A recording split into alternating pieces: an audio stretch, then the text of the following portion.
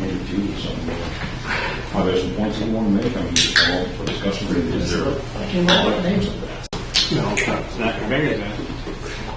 Crucified, no. This oh, it's all right. I'd like to understand what it's all about, then I think there's some issues.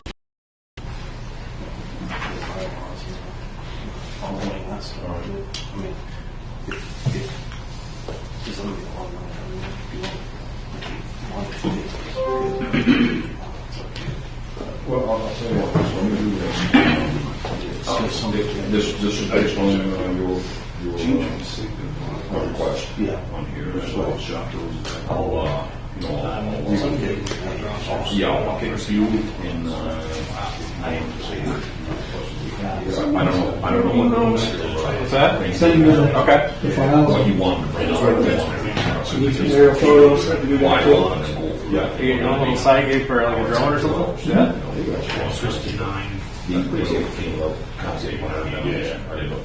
Kind of. Oh, you guys start somewhere, right? Yeah, I'll send you what I have so far. I think the deal is best thing to do is don't take your phone, put it in the room, track the whole thing, nice and slow, right? So you never even grading the trail. The other thing I do is I can see the trail. Okay, so I got the t-shirt, I have two t-shirts, like a special t-shirt, and I wear it to bed like every night. So I looked over, like, oh, I didn't know they had a zipper though, I've never seen that. It's cute, I like it. I'm actually working on a project right now. I want to change Yeah, I think so too.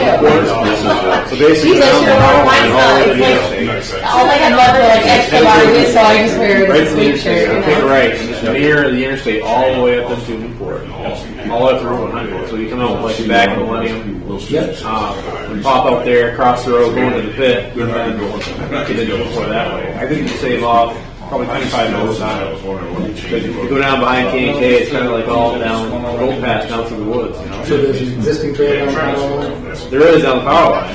And they had a couple switchbacks. They changed the structures in there probably a few years ago. So they made a nice road up in there and never really. And a lot of that is already trailed. So all they do is go another 400 or 500 yards off first.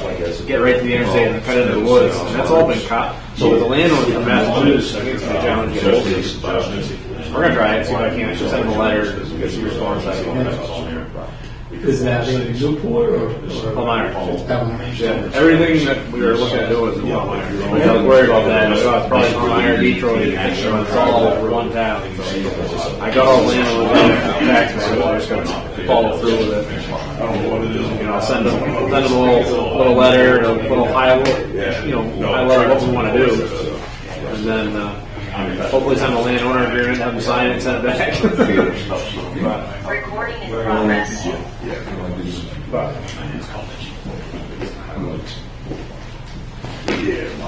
Right.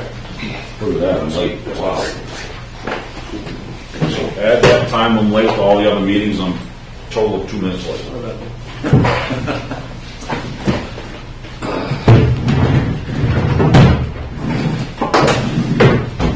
me get my hammer power. Good evening, everybody. Welcome to the October 4th Town Council meeting for the Town of Pittsfield. I'd like to start the meeting by inviting everybody to stand and join me in the Pledge of Allegiance.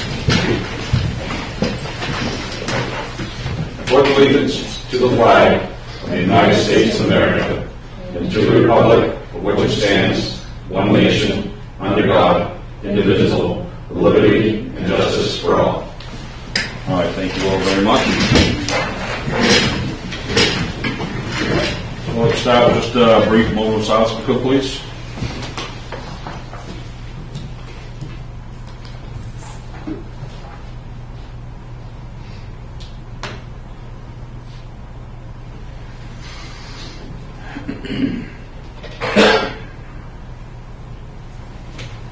All right, thank you all very much. Let's move on to number 2, the adoption of the minutes.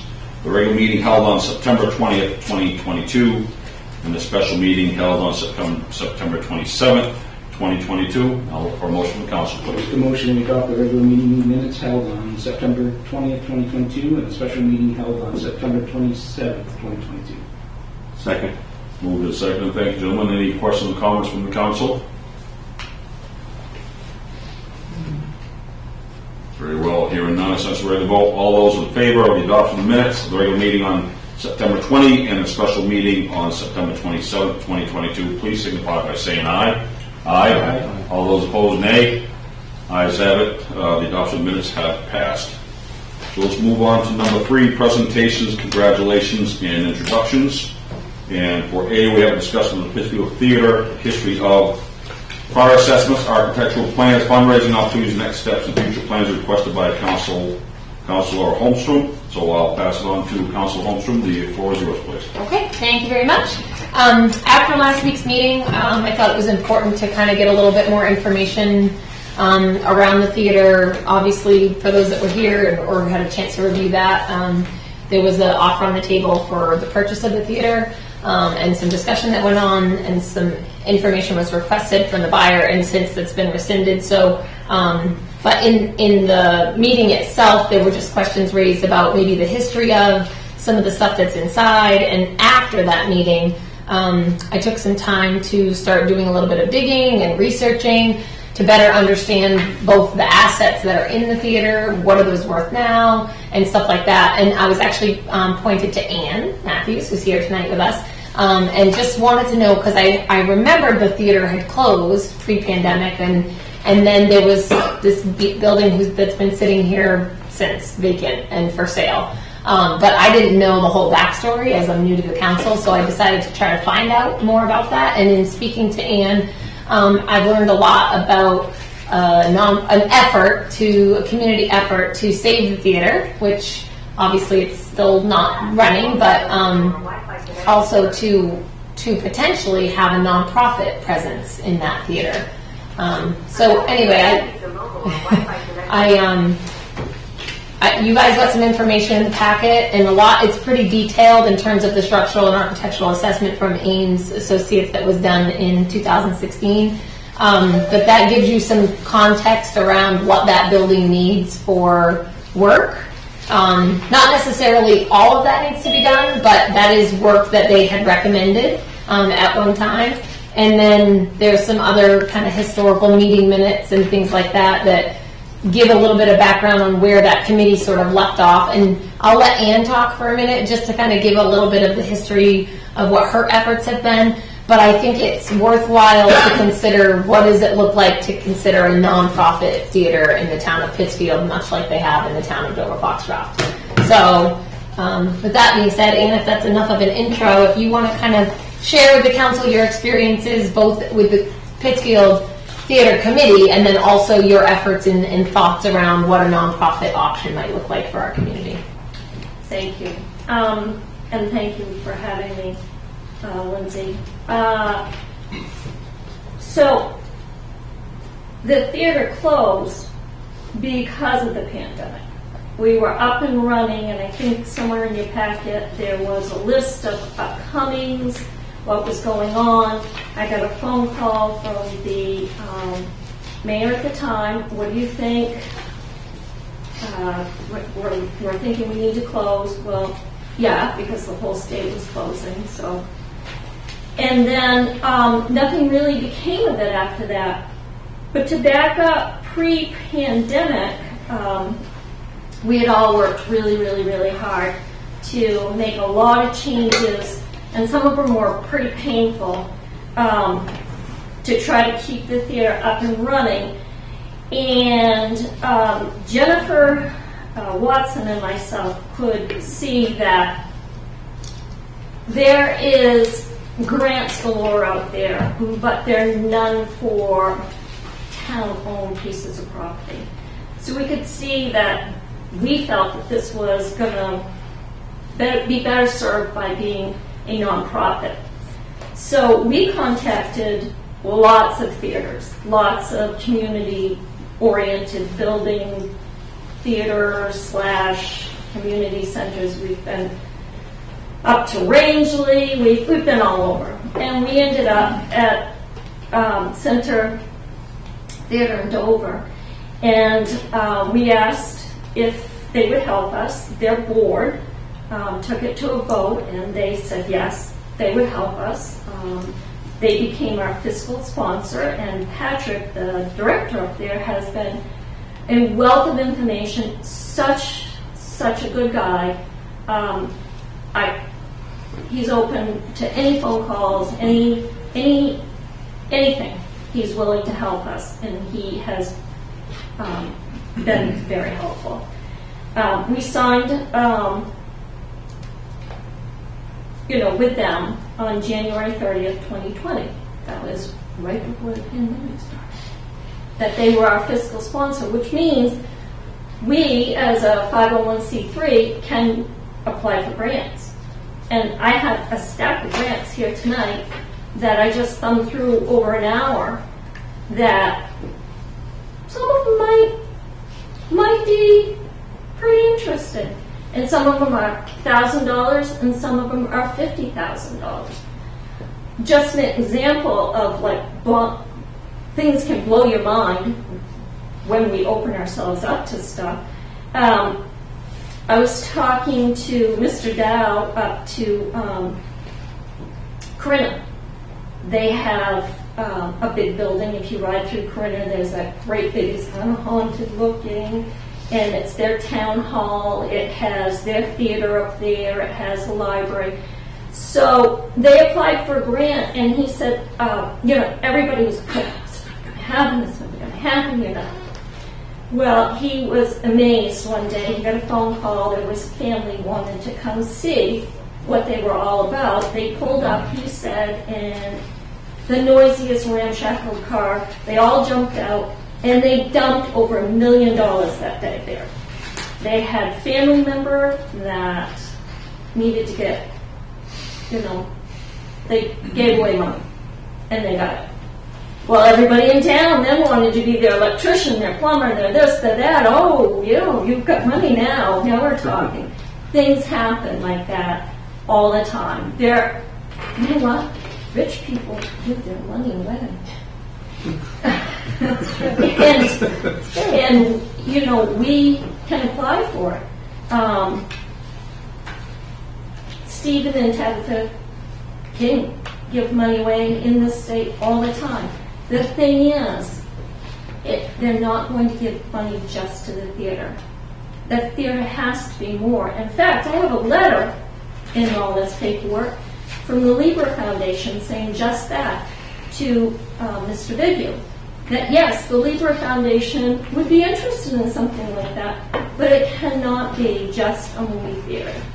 And the 501c3 had started to make plans to, the vision is to buy the building next door and make it a sort of community center. We would still have our movie theater. We could have it. Sky's the limit. There's 3 floors there on that building next door.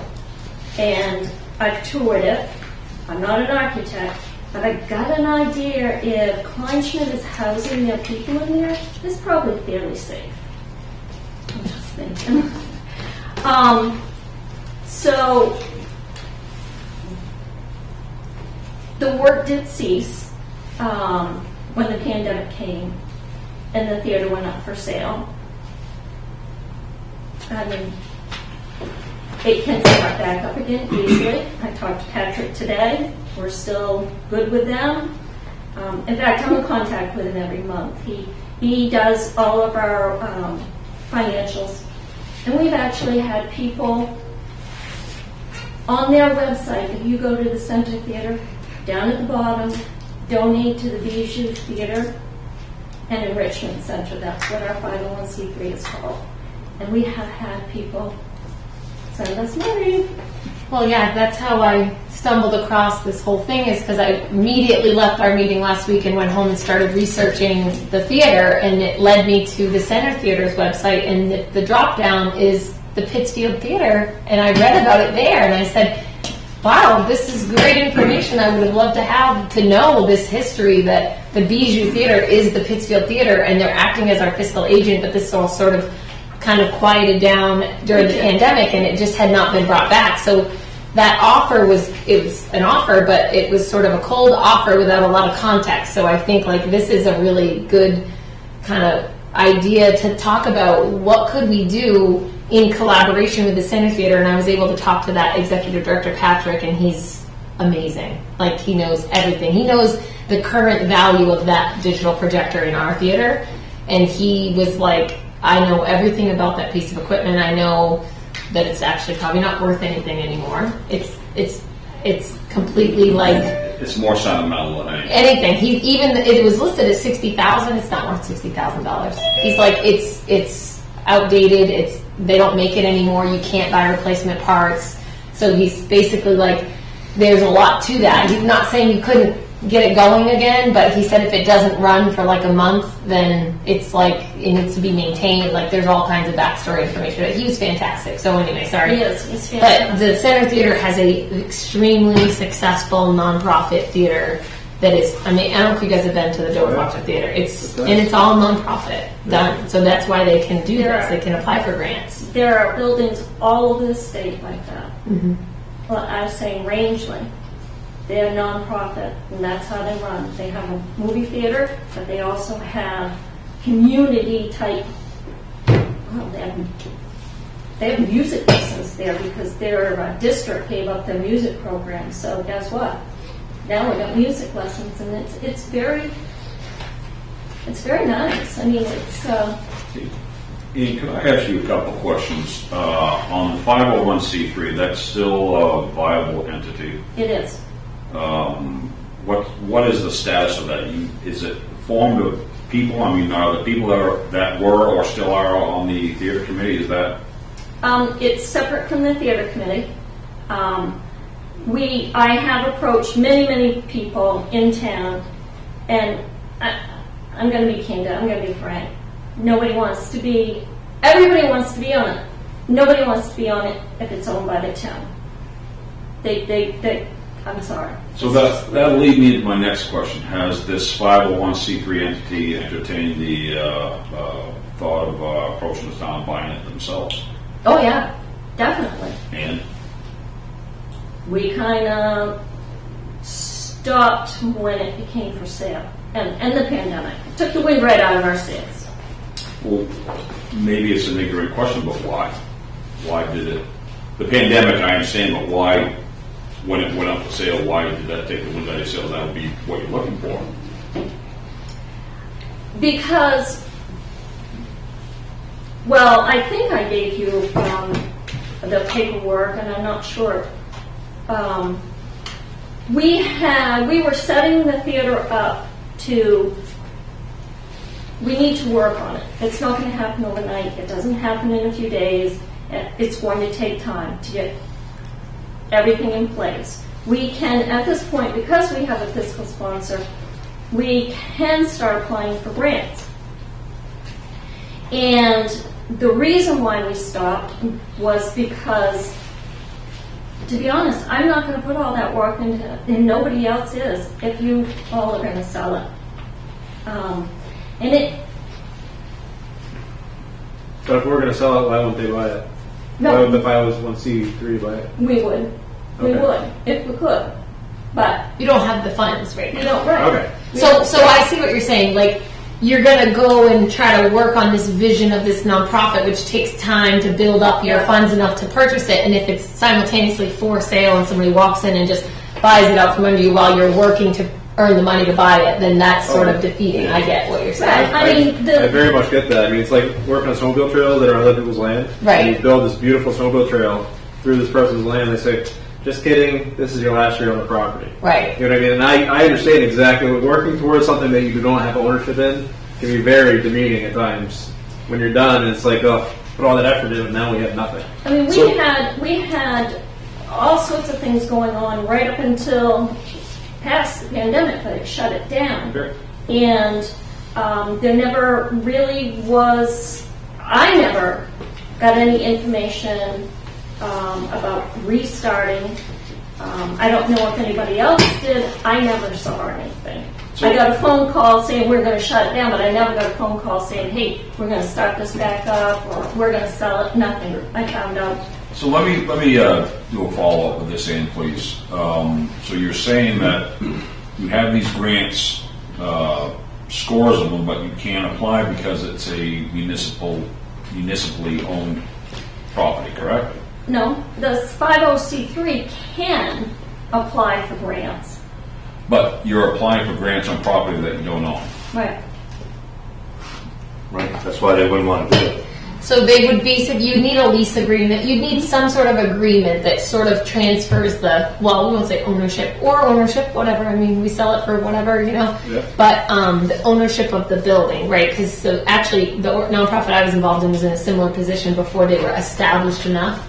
Then we had a fiscal agent that was sort of like your backbone a little bit, because the Center Theater's been doing it for all these years. They're sort of your fiscal agent, and then you can find the place you want to be. You just have to have some sort of agreement that that's yours. But what I don't understand is it's been on the market for 2.5 years. So the town has shown a willingness to change ownership of that building, yet has the town been approached by the 501c3 about the theater in 2.5 years? Until now? No, See, that's the part I don't understand. I mean, you're saying, yeah, we want to get this theater going, but I don't see efforts being made to take ownership or work with the town to keep it viable. I'm not trying to be difficult here. I'm trying to understand the process, how a 501c3 works. I know, and that's how I found out that the Dover Theater is, what do you call it, a fiscal partner? Fiscal agent, yeah. Fiscal agent. And I was a little concerned that that active donation button was still working. I didn't even know that the theater committee existed or that the 501c3 still existed. So It we're does. all learning on here. So I'm just kind of So curious people might what was the see thought that- process, because it was on the market. so people might say, what have you been waiting for, which is what you're saying. This moment right here where everybody is you guys shut it down. And it felt like nobody really cares what's going on here. We're here. We'd like to talk with you all about it. She invited me here. There are options, and it's going to take more than one or two people. It's going to take a whole community. All of these communities all worked together to get these buildings up and running. The Center Theater, I have to tell you, it took a long time. The business owners in the town got together and did this. So what are you looking to, and I don't know how I phrase this without, I'm not being confrontational, a bit difficult here, but what's your end game with this? What are you looking to get from this presentation? Are you just setting information out? Are you looking to plant a seed, put a pry bar in a loose floorboard, or what are we looking for here? I think for me, it started as a quest to better understand the resolution from last week. And in doing so and pulling on that thread, it became like a whole world of information I didn't even know a story that was in existence during the pandemic. A lot of theaters struggled, but I think this thing kind of went cold, and then this offer came in out of nowhere. So for me, it started as just exploratory, like, okay, I need to know, like, what is in the building? Like, what is this worth? So it started with me just trying to understand it better, and then the discovery I found was that there was actually an effort that got very far down a path that could have been very successful for that building on Main Street that sort of went cold. So it was sort of to revive that and see if there was a viable organization once we revive it, if we can revive it, and then see what we can do as a council to facilitate that opportunity if that's what we want to do. Knowing that in parallel we have a resolution that is coming up later to say, do we want to just drop the asking price and see what happens? That's my concern. Right, or do we want to purposefully decide as a community that we would like to pin this here and say, do we want to allow this nonprofit an opportunity to try to do this thing? And if they do, give them figure it out, maybe involve other nonprofit growth organizations in this community that help things take off, figure out what is a lease agreement and or some sort of placeholder for them so they have this timeline that's reasonable, knowing what it takes to start a nonprofit from scratch, and then giving them a go at that. And that is going to cost money, obviously, because it's a vacant building. But they have money, some, not a ton, but still, a little nest egg that can help them get started.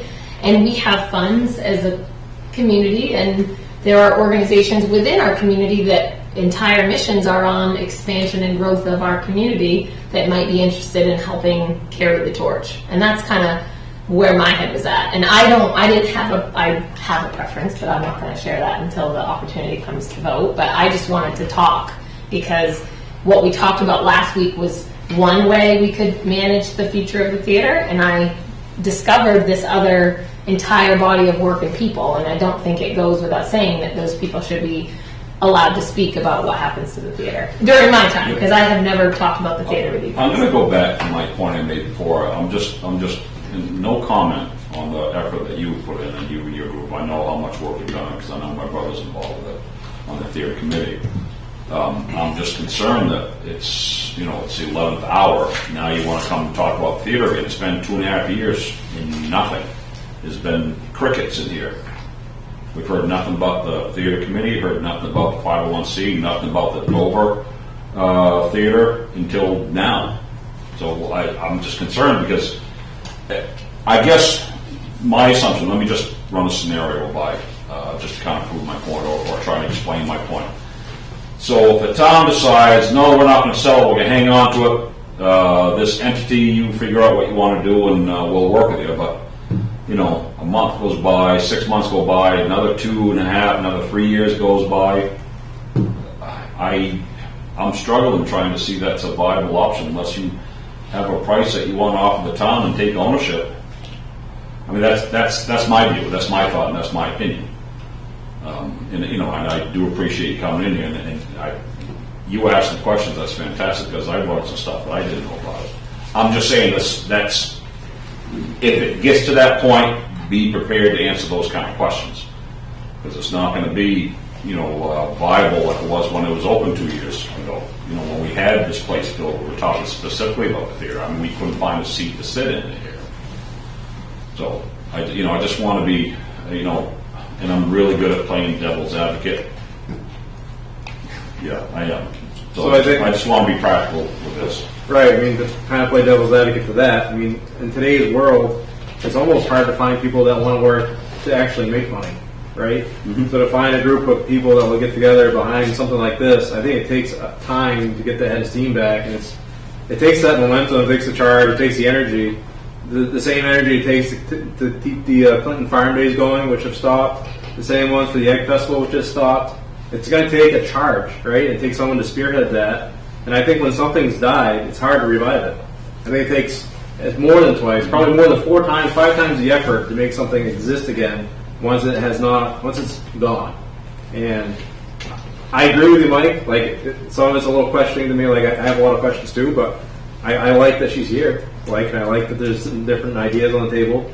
I just think it takes a lot of effort to get it back. And I think that's community. To get that started again, it takes a lot. I think to your point, it's a good one. And Ann and I actually talked about that because what happened? Why 2 years? Right. Well, and to be fair, in the last, 3 months, the world has felt a little normal-ish, right? Like 3 to 6 months. For nonprofits over the last 36 months, or we'll say 24 months, and the one I'm very involved in it too, we had struggled, and we were a well-established nonprofit, right? We struggled to make ends meet during the pandemic because you can't fundraise during a pandemic. You know why? Because you fundraise by getting people together and holding events and doing these things. So the organization that I'm involved in with fundraising was extraordinarily difficult, and it's only been this year that we're in that our actual normal events resumed like normal. So I think there's no real perfect answer, but I think part of that is it's been really hard to fundraise for the last 2 years. Almost impossible if you were a nonprofit that didn't exist to start up and off the ground. Like, you're basically like, I don't know. I don't think we barely stayed afloat, and we were a well-established nonprofit to start from nothing. But I think we saw some passion come out of this community in the last 2 weeks related to the theater because people want the theater to exist as a theater. And I think it's great, but again, it's a lot of work and it's a lot of effort, and there is a path that I could see unfolding for this entity.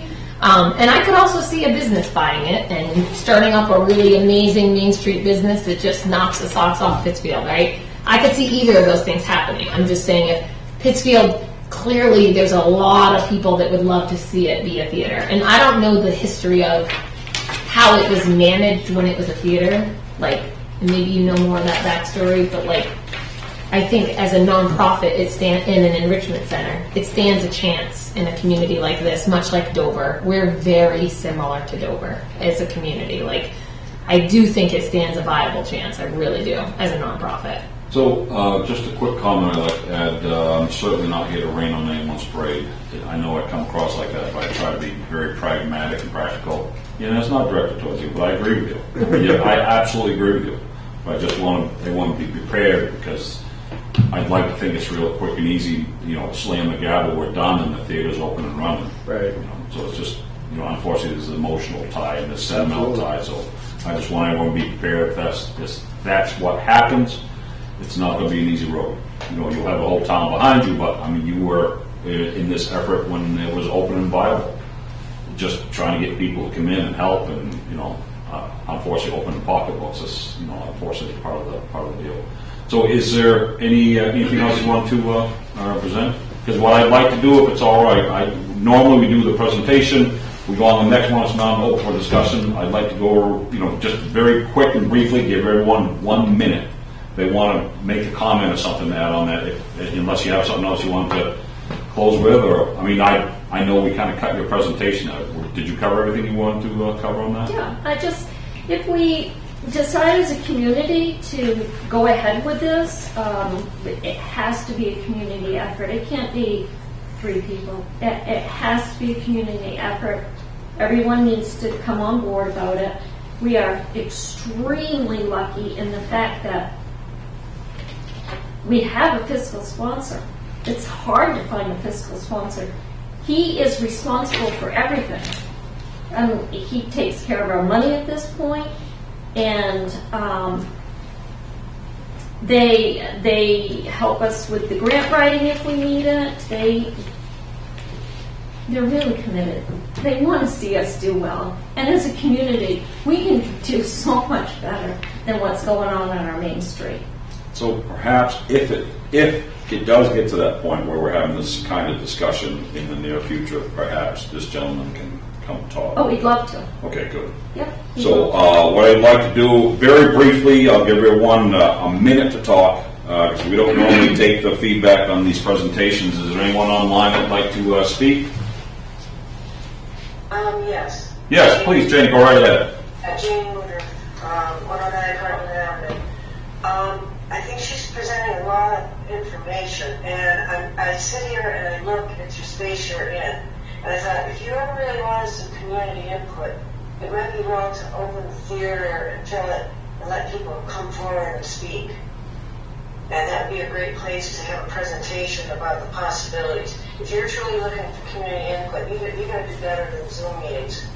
There are a lot of people who are not computer focused, and there's certainly not enough room to have, it doesn't even look like 20 more people could get in there. So that would be my suggestion, if you're going to go forward to try and get more information and the feasibility of this. I guess that's my minute. Don, do you have anything? Yeah, we both had COVID, so. Oh, sorry to hear that. He here, so, yeah, I'm not sure he has a voice, but, yeah, anyway, that's all right. Okay, Jane, thank you very much. Anyone else online? All right, very well. We'll go here in the audience. All right, Council, any comments you want to bring up briefly? I'll just leave it open. Okay. Very well. Thank you very much for your time, Ann. Yes, I just wanted to Lindsay, see if anyone else had anything to say. I think that this is a very viable opportunity for Pittsfield, and I may be alone in thinking that, but just based on what I've seen and heard and the passion in the community around the theater, I think that as an action item out of this discussion, it might be worthwhile to take the opportunity to let Ann, if your intention is to potentially spearhead this effort and or get some other folks behind it, if you'd be willing to maybe hold, I don't know, an open house in the theater, like to her point, like get people in there, look around, those that might be interested in joining the effort, and then start to talk about, maybe work with Patrick to talk about what would it look like to bring a proposal forward to the town for the actual utilization of the building. Like over the next, let's say, I don't know, 36 to 48 months, what would a plan look like to get the Bijou Theater and Enrichment Center from 0 to 100? Like, how does that look? And I know Patrick will be able to help with that, and or get it onto the agenda for a future meeting and have Patrick come and speak and allow folks in and look around and see what's going on in there. That would be an action item I think would be give us something to work toward. Okay, all set? That's okay. Ian? I'm good. Thank All you. right, thank you very much, Shona. Thank you for the presentation. Really appreciate it.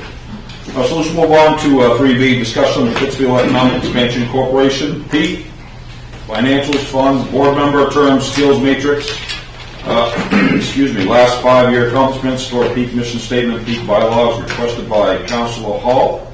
So what I will do is pass the floor on to Councilor Hall.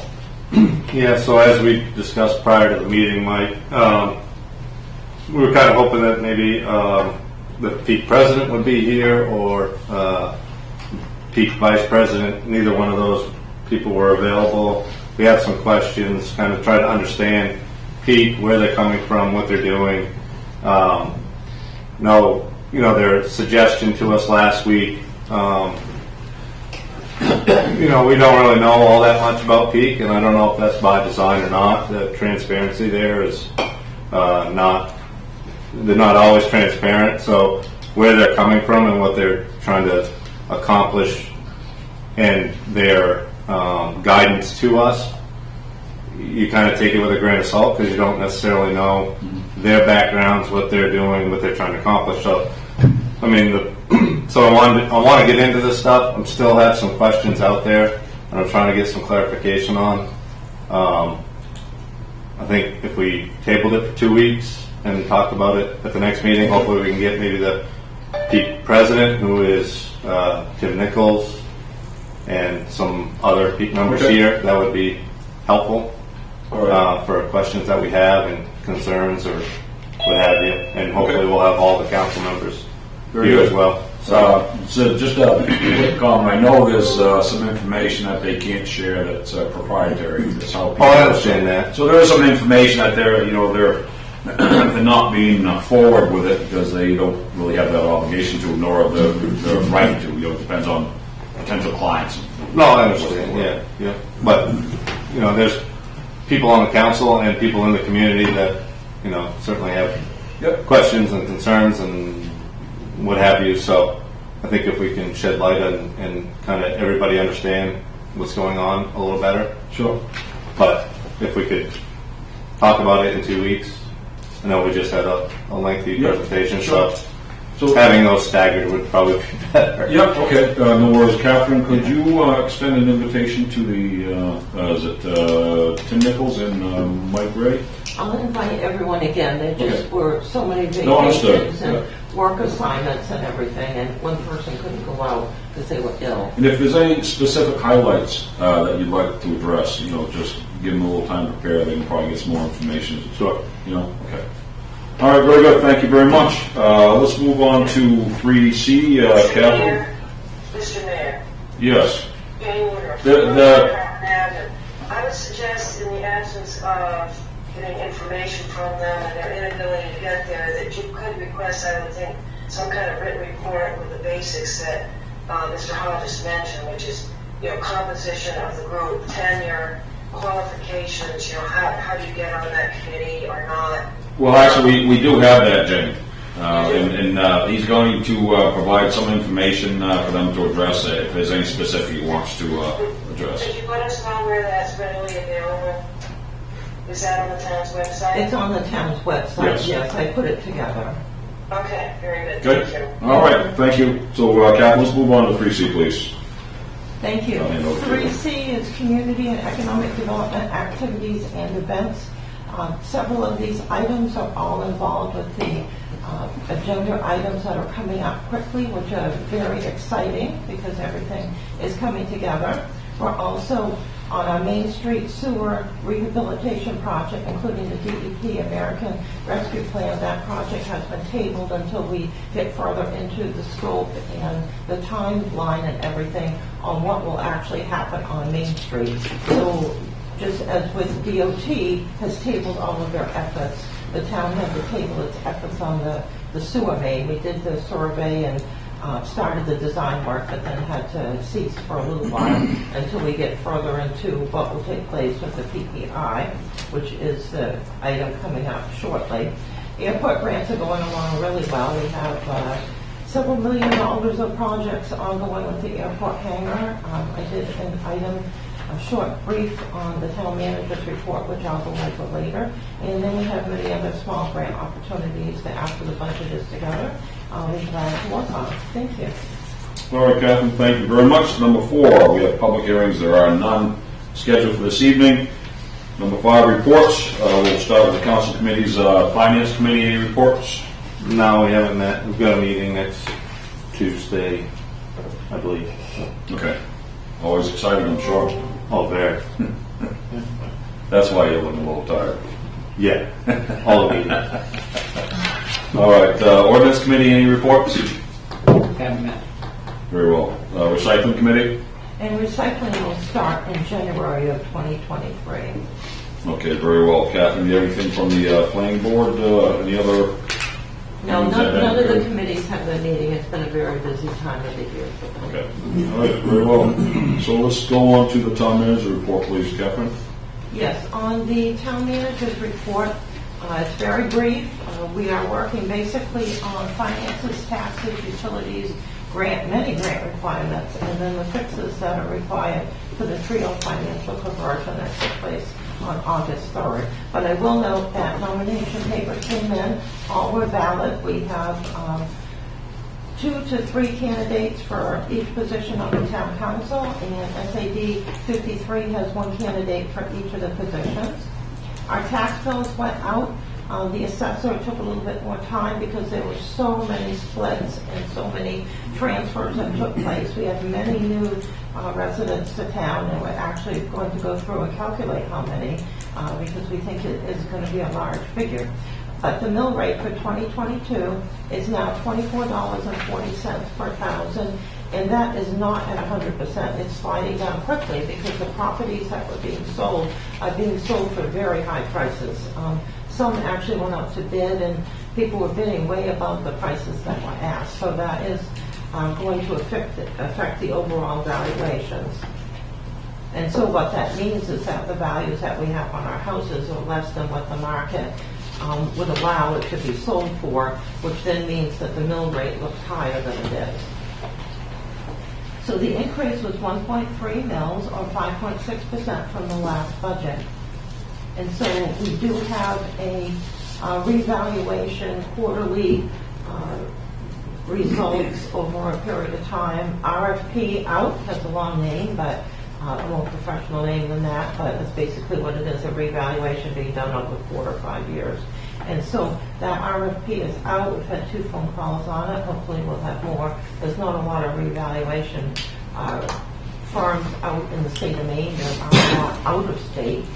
Sometimes they come into southern Maine. I'm not sure they would come this far out, but we'll find out. And the 2022 budgetary changes, the Somerset County assessment had increased 7.4%. The SAD 53 assessment had increased 0.73%, so about 0.7%. And the municipal appropriation, including the TIF financing plan and overlay, had increased 6.4%. Going on quickly, we have open positions. It looks like we have in our Public Works Department, we're going to be fortunate that we have a really good application that's been received. And we have a staff member who wants to stay until next April, who's not going to retire, and actually told me we don't need any more CDL drivers. So that's something you can talk with internally with his boss. The police chief's position has been added on and it is listed in multiple locations, newspapers, and still working on that. We've got a couple of free spots that we qualified for, so that was really good, so we'll put it in there too. Grant applications. The only one that I'll mention that has more information is the airport grant reimbursement. We haven't received our 2 reimbursements that we submitted prior to the federal government shutting down for the 2-week or 3-week period. But they will be up and running again, and we are processing through more reimbursements. We'll have our first reimbursement on the town hangar project, and that will be submitted this week in the approximately $46,500. Public Works updates on the paving program. I have a letter that I'm going to have Don look over, and then we will send it by email to several members of the paving company to get the exact schedule of when the paving will be finished. We don't want them to keep giving us dates and coming and going. We just want them to come and do it and get it over with. And the paving has to be applied by October 31st on the proper warm days, and the company is known for doing it properly, so that is good. Culvert work is way ahead of the paving crew, obviously because the paving crew hasn't been here yet. So the culverts and the ditching has been going very well. For code enforcement status, our alternate CEO will be coming in town for the first time in a little bit over a month. He's going to deal with a potential code and plumbing issue and try to help out the people that are having the issues. And we continue to work on all of the different code items that have come up. Drone photographs, you have a copy of the information from the town attorney in her language under the quotations that explains that we cannot use the drone photographs that were taken by somebody other than the CEO, and perhaps well, she recommends that we not use them at all. Upcoming events will be the household hazardous waste completion, which took place on Saturday. And so Donnie had reported that we had received 68 units, which was more than we did in 2020 and 2021. So we're headed back to our pre-COVID excitement over that day. And just so everybody knows, there will be an upcoming holiday for the town office and public library, which will be closed on Monday, October 10th. The other departments, such as transfer station and recycling center, are already closed on Monday, so I didn't list them. I gave you a copy of the code enforcement results that have been going on. We do have a project that is at the town attorney that she is looking at on our top categories. We've asked for guidance on what steps should take place next on the web road so that we have the best application possible to go into the court system if we have to go, which we believe we do. And then we are seeking more information on the Washington Street project and getting some advice on that. There's been several items that have been very helpful that have taken place. There's been some changes at the Gulf Station. All of the tires, except for a few, were taken away, and then of course the next day there's tires there, but at least they aren't stacked all over the place. It looks like one vehicle has been moved around, but we gave a deadline again to move to 2 vehicles, which is an easy fix to actually be helpful to the business because there are more parking spaces because they're very have a very small space there. The junk is still out now, and we'll request that it be removed again. Again, these are easy fixes that can take place. Catherine, can I just, sorry to interrupt, I just don't know if you want me to wait and ask questions at the end or just as we're on that topic. Yeah, we can go on that topic. Who was it that you communicated to about moving the stuff that has resurfaced or reappeared at that business? Okay, is that at Ron Porter's business, the Gulf Ron Porter? So you personally communicated, or the code enforcement officer? Code enforcement. I did it the first couple of times. The code enforcement officer was directed to go do it. Okay. And we know that happened? I was told that it happened. Okay. My concern is that it feels like things aren't really changing, and then there's just sort of, we glaze over it in the meeting, but then we don't necessarily know what is actually actionable from that. So I don't know what we, maybe as a council, we need to discuss, like, how we're gonna move forward. Because I know we get this updated document, but it's very difficult to tell unless you take the two of them, and I have the last one, right, side by side, and I analyze it line by line, so for the sake of, maybe you guys are better at it, but I want to know, like, what's been done since the last meeting, just the action items that have been done, and on the dates and times, if that's helpful. Okay, Because I it can feels just- like we're not getting anywhere, so it's either a question of we're asking for these things to happen and they're not, and that's on the businesses. Like, we have more control because they're businesses, right, in this town than for, like, private individual property owners. But it doesn't seem to be changing. It just seems to be consistently not changing. And or changing and then reverting back. And so how can we allow that to in the business community to continue to happen? I don't think that is appropriate. So at this point, we know that we're looking at an alternative that will greatly increase the efficiency of the code enforcement program. And so I think that will be the ultimate solution to all of this.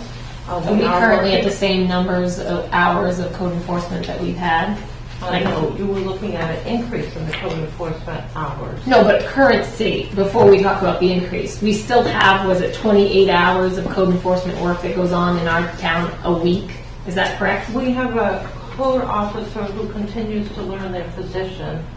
Al has been our alternate code officer, has not been in town for over a month. So I guess, yeah. I like your idea of having that report, if you could either underline or highlight or Yeah, put I in can- bold I've font, been things that have changed from the previous, because I do reports of my job, and that's how I know from week to week the changes. I've been putting the dates, but I don't get all the dates, even though I ask for them. So I put the information that I can verify here. I can. When you say you don't get them, even though you ask for them, you have to be more I do ask specific. for them, yes. What do you mean? You need to have a CEO that responds to his or her supervisor's direct request. Right. Because then otherwise it's the accountability piece, right? Yes. And holding your employee accountable comes down to the manager. And that making is sure a that personnel happens. issue, which I can't discuss. Right. Well, from our perspective, it's a town manager issue. That's my perspective. It's a It's- personnel issue. Okay. Well, that's fine, but I am concerned that we're not making headway on this at all. And it's I been have to 6 follow months. proper procedures, which I am going through the steps. Okay. Well, that's fair. I look forward to an updated report. So very good. I've gone through, in the next report, I will highlight that. Usually a town manager doesn't work this much on code enforcement, but I have taken it over to assist people. And so there's a few places that our alternate code enforcement officer needs to go to, and I believe he will be in the community in a couple of weeks so that we can work on several items. And so I will highlight that for you, so you'll have that for the changes from the last meeting. I had a quick question on, where do we stand with the water and sewer billing? I've heard Yes. from several residents that they haven't received a water or sewer bill in 10 months. All right. For the water sewer billing, after it became clear we had to wait for the changeover in the software so that we went to the upgraded system, which we've explained to many residents, and they actually were happy with that.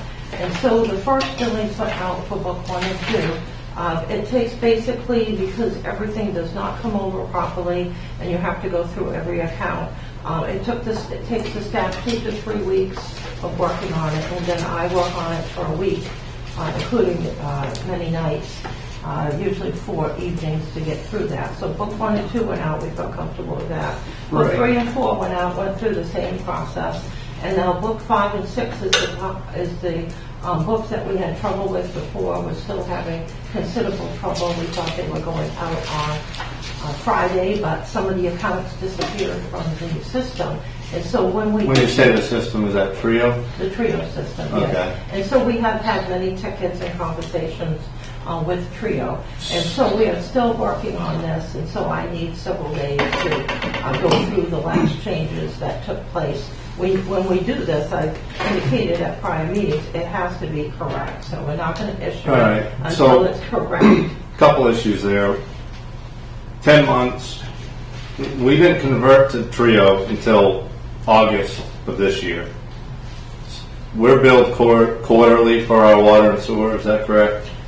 You have been, unless there's been an issue with So the system. if we're billed quarterly, the Trio conversion would not have impacted the bill of, 9 months ago, the bill of 6 months ago, the bill of 3 months ago. So these people that don't have their bills for the last 10 months, the Trio conversion excuse is not viable.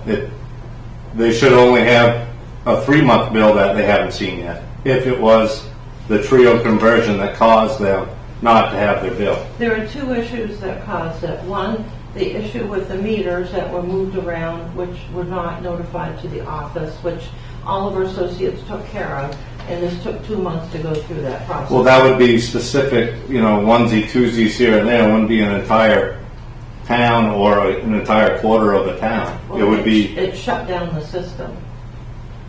There were so many issues Okay. with the system. We All have right. to issue proper billings, which we're almost there for the last books. And book 7 can go out at any time. We're done with that one. well, in addition to that, I have an issue with the fact that Trio is continually blamed for system issues and tickets being submitted to Trio. In the last month, there's been 7 tickets. Maybe a few more. There's but- been more than that. All right, well, there's 7 tickets that are waiting for you to reply back to them. They've left a message, they've called you, they're waiting on the customer to respond to them. So for you to say in a public hearing or a public forum that it's Trio's fault that these things aren't happening, well, that's not true. I'm not saying- They're waiting on you to respond to their voicemails, to their open-ended tickets, so that they can close them out. They typically close them out very quickly. So the Trio excuse, meeting after meeting after meeting, or a system, or we couldn't print, or the system's down, the internet's down, the email's down, like that stuff just needs to stop. Like the excuses just need to stop. We need to do better, and it's not working. So on the Trio... these items need to get cleaned up. I don't really need an excuse. I don't need explanation. I've heard them for a year and a half that I've been on the council.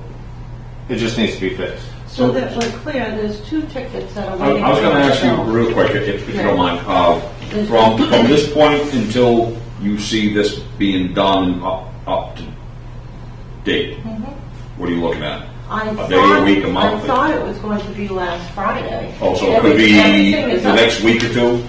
Yes, but I do need to do the budget too. No, understood. Yeah.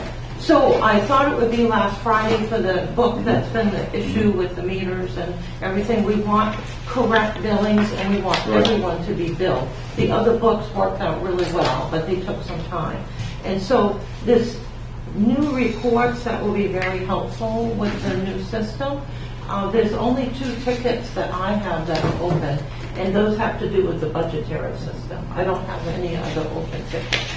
Okay, so we could probably say the next meeting, plus or minus, that we're all caught up and everything's done. Yes. Okay.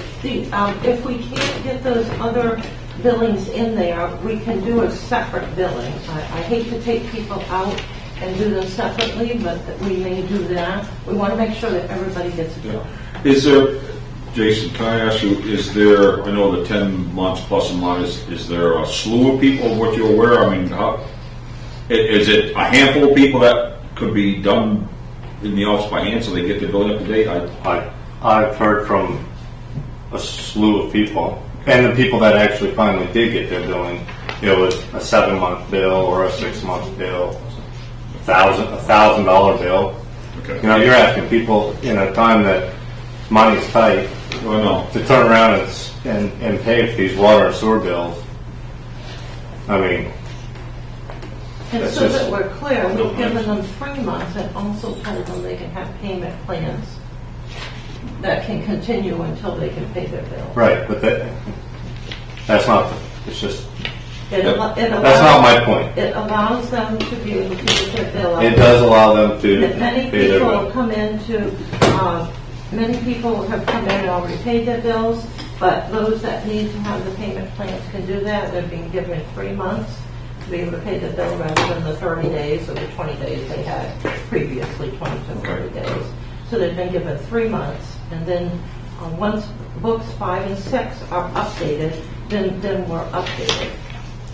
Okay. But we have to make sure they're correct. Anything else? Jason? Also do that. Catherine, you want to wrap up, please? Yes, let me wrap up. I was going to actually talk about that, but we've got it over with now. I just wanted to note that if anyone needs some help on Columbus Day for anything, some of us will be working. I wanted to note also, we have the funding sources for the Main Street project. We have many grants available, and we've got some ARPA funding, we've got some clean water funds, and so we have basically at this point, if you do approve the planning project initiatives, and we've been granted the money as long as we sign the agreement, you will have $2,274,227 for the Main Street project with its expanded scope, or using the current scope that we have for all of the grants and everything. So the planning project initiative that we'll talk about this evening is $80,000. So we basically had $2.2 million before the PPI came out. Thank you. Quick question. I didn't know Columbus Day existed in the state of Maine anymore. Well, it's called many names. Indigenous, I can't pronounce the Indigenous people. People Day. We put both on the side. Okay. Sorry, I don't want to hold us up, but I do have a question about the report under the vacant position recruitment. What websites are being utilized right now, Catherine? Because I looked on Indeed, and again, there's nothing. All right, I haven't used Indeed because I didn't see police on Indeed, and I had to close out the account because of the fees, and I'm out of money again. However, I'm took all the positions off. I have a list upstairs that I can send out to you. It's in 4 newspapers.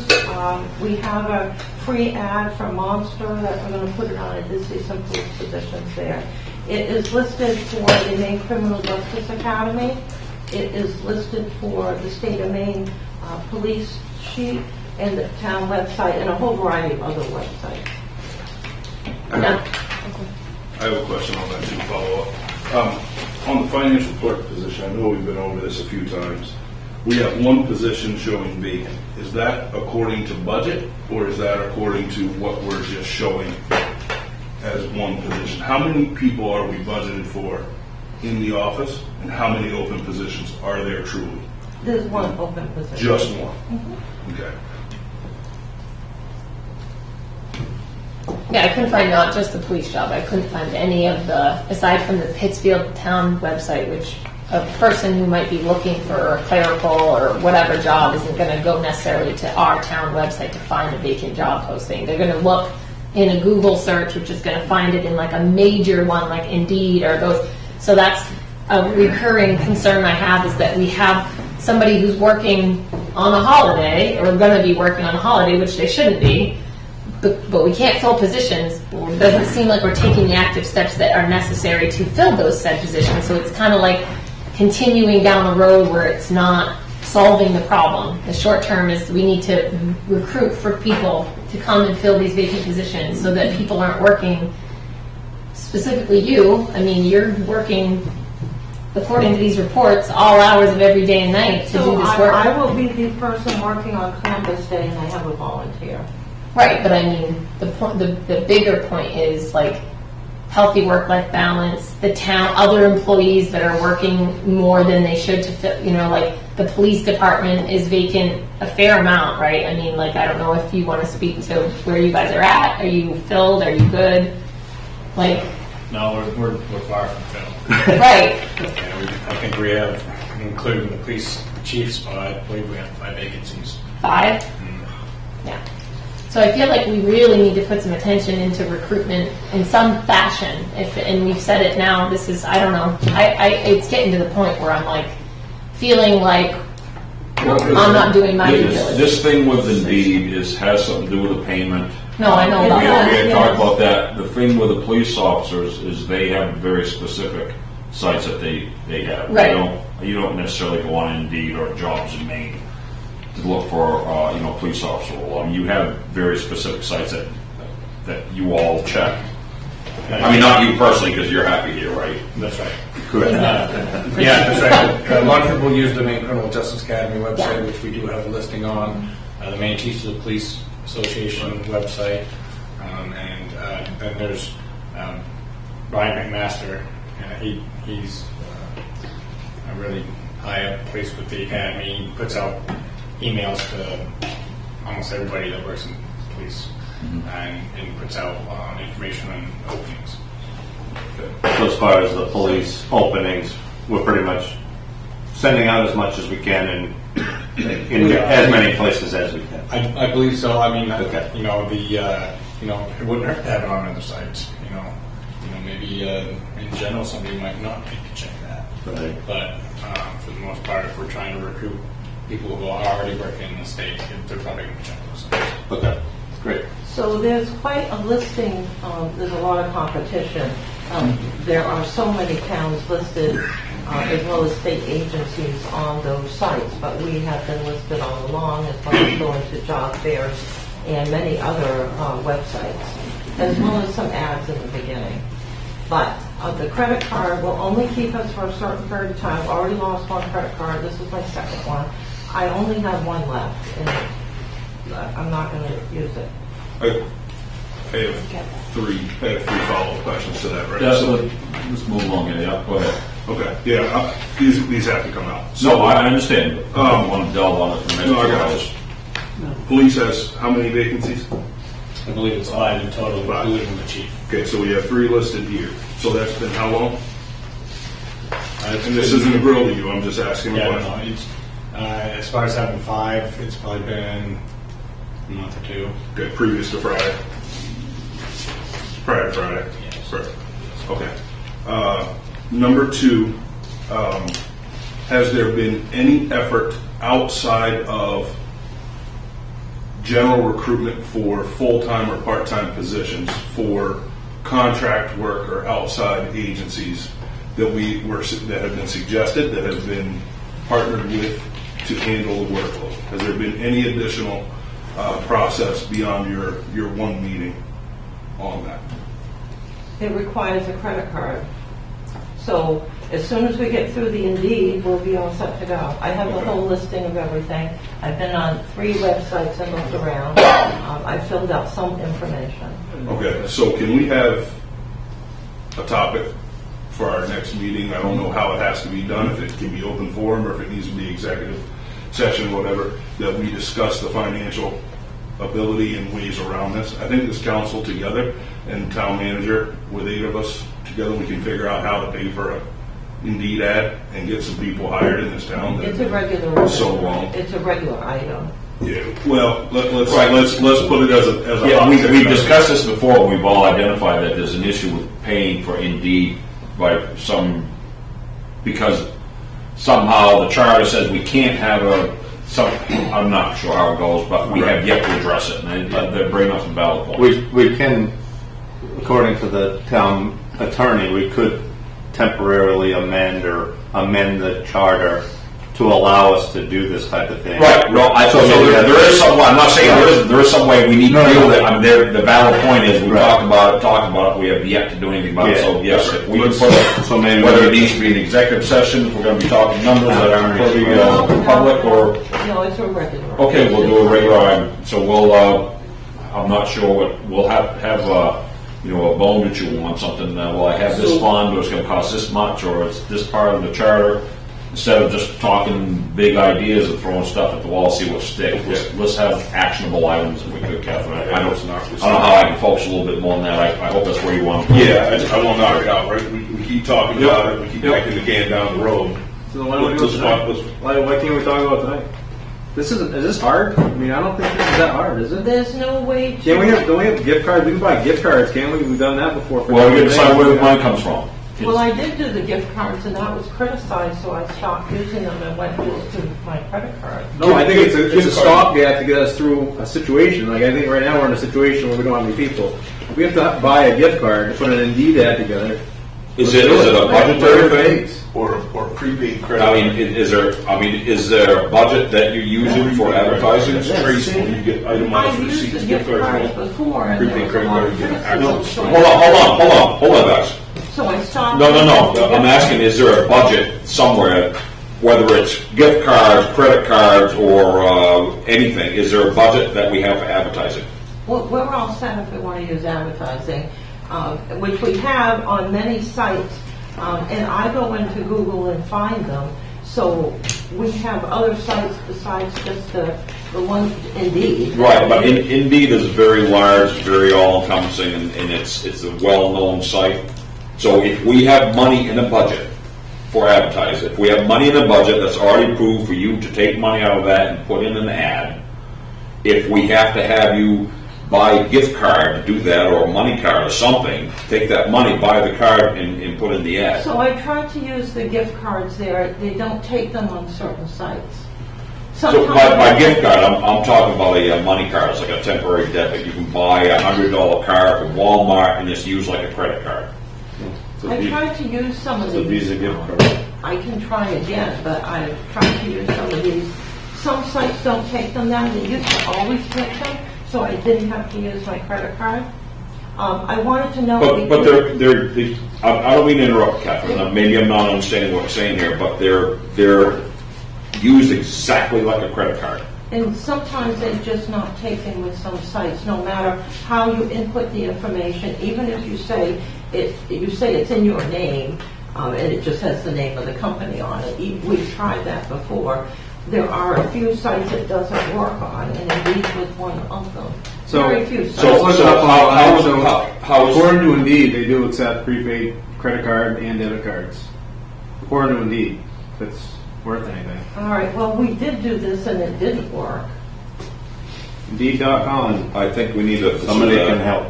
Maybe I'm wrong, but this is just a 2-second Google. That's what it's showing up. Yeah, and we did try this, and I have some back and forth discussions that took place on it.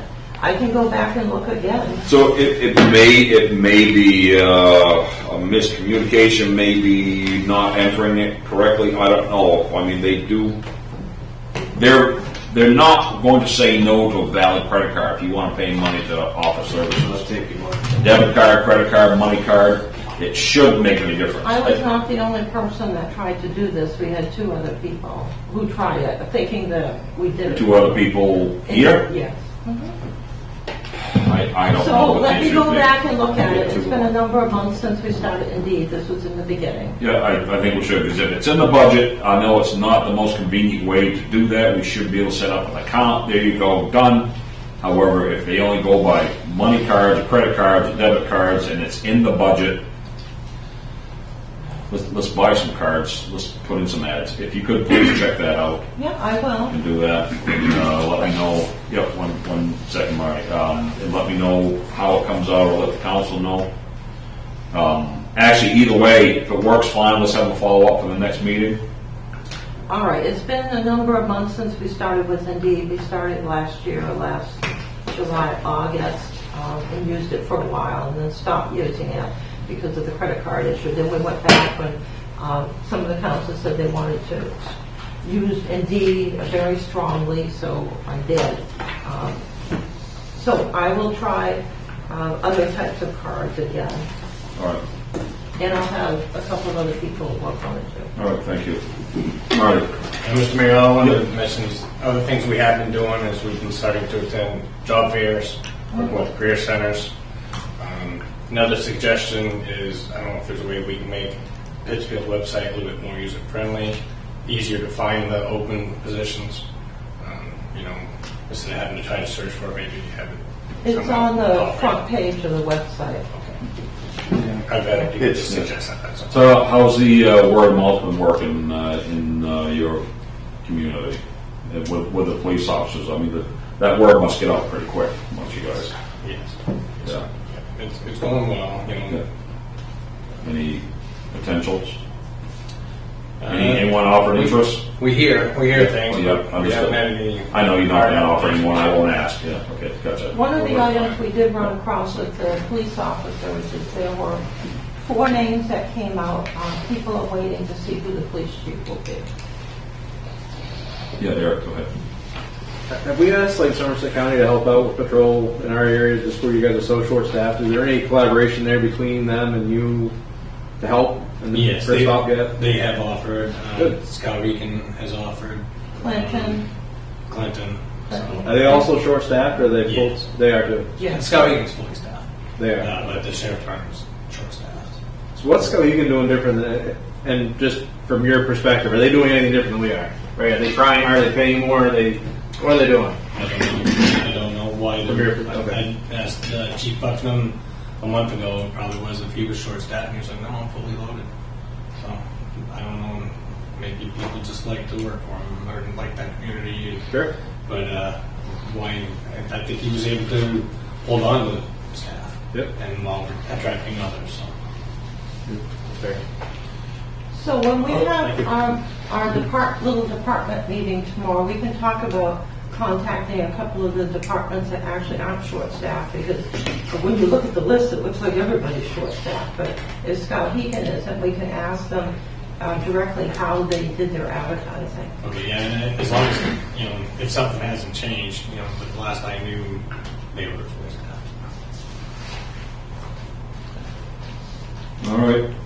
Good. Good discussion. Thank you all. Let's move along to number 6, old business, please, Catherine.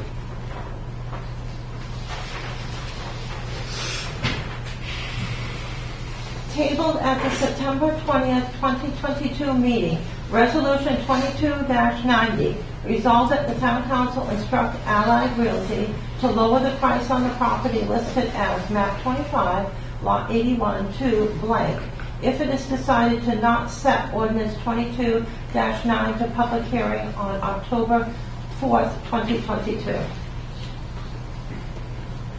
Look for a motion, please.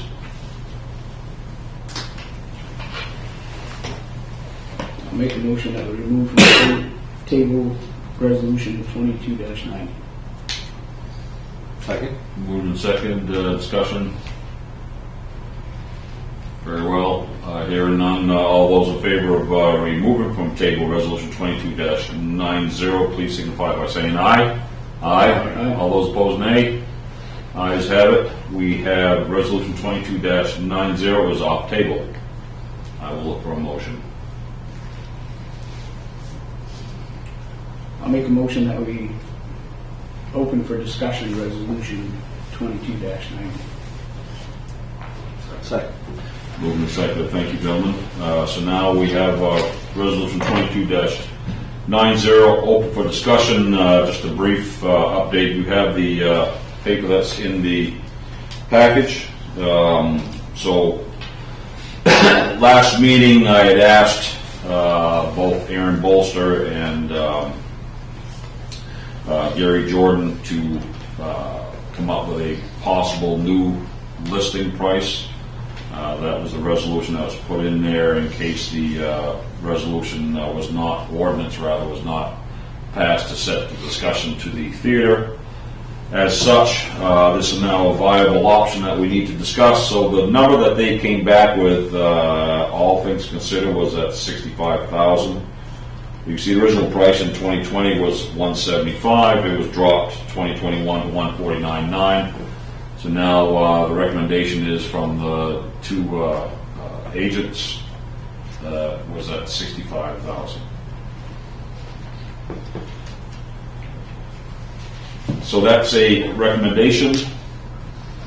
I know this will probably want some discussion.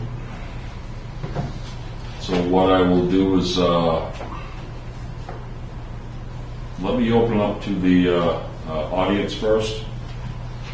Let's get their feedback, we'll close discussion, and we'll have council start chewing on that bone.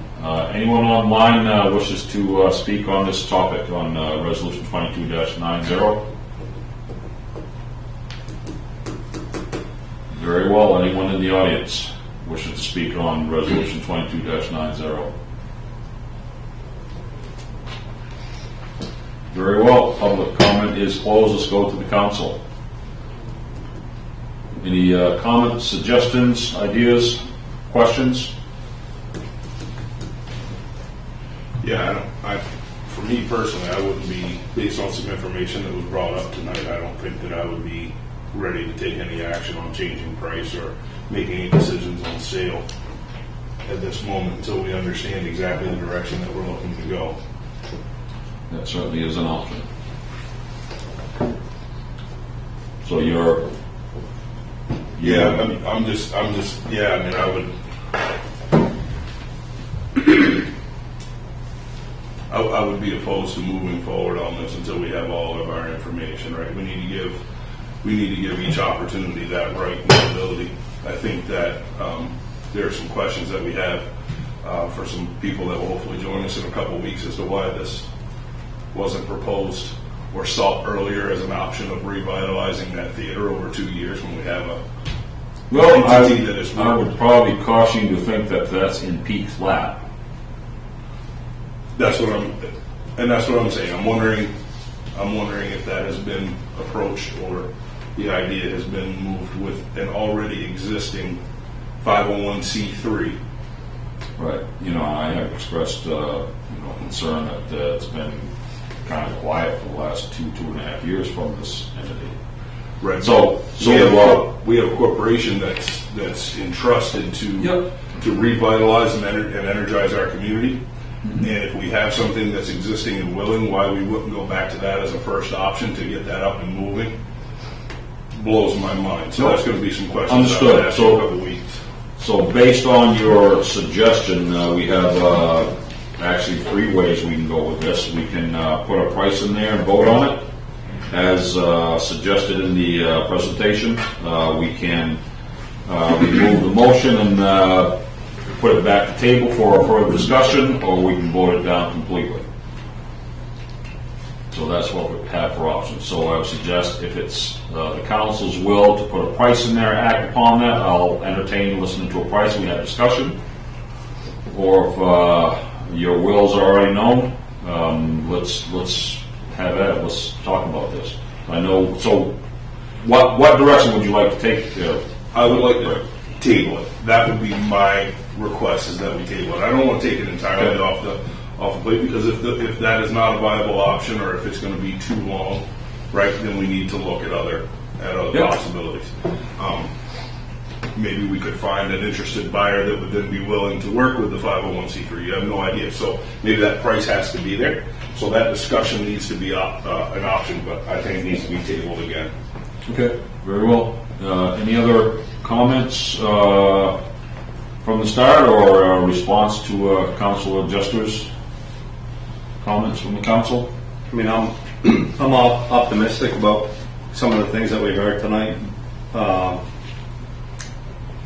I think we want to utilize that space in the best way possible, and maybe that's the 501c3 that they talked about tonight. Maybe it's not, but I think giving this a little bit of time and letting them kind of explore some avenues and maybe provide us with some more information, or like Jane Woodruff said, we go and have a public discussion at the theater in 2 weeks or a month or whatever it might be.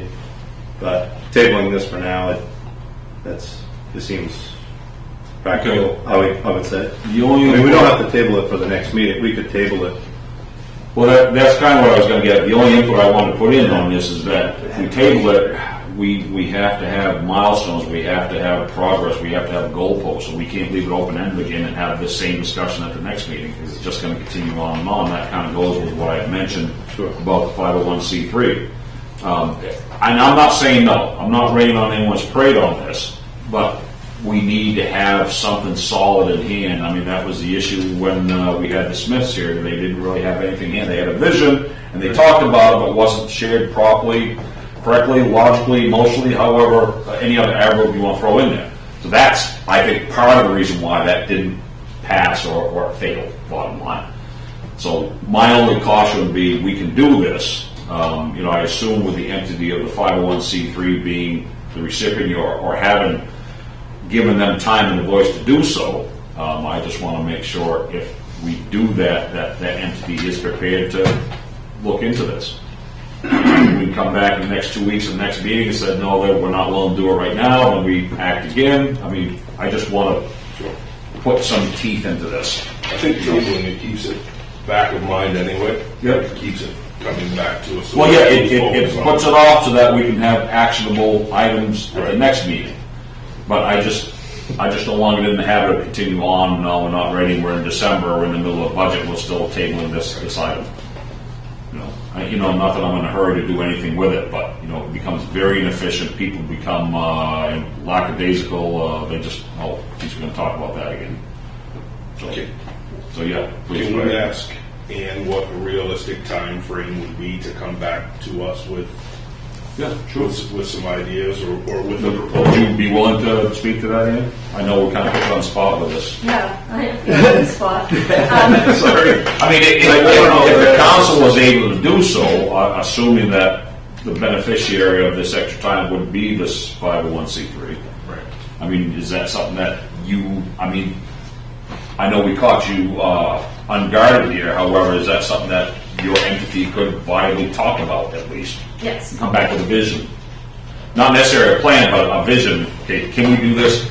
Okay, do we take ownership of it so that the grants become easy? Do I need to talk to that gentleman in Dover? How do we do this? Because if the town maintains ownership, there's, I'm being very pragmatic here, there's budget issues with that. We got to keep it heated, we got to keep it secure. It still becomes a town property, but then we have to look at it differently, more like caretakers for the day eventually that maybe will open the doors and work with another entity instead of being a sole owner. So there's a lot involved with this. There is a lot. I mean, it's so, I mean, if you don't have a response now, it's certainly not going to hurt the table for another 2 weeks.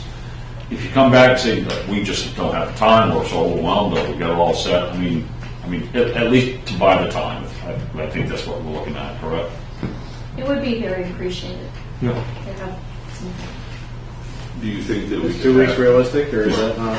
2 weeks does not. seem No, realistic. So I was getting ready to say, in a month, can we? I was have even going to Patrick say from- more like 75 to 120 days, because really you need to meet and create a roughed out proposal, and I know Patrick would be able to help with that, but we're looking He into. will help. He's not going to do it. No, but I mean, like, he could help put with the bones of it, and then you got to do a little bit of feasibility study with the grants. Pete, go ahead.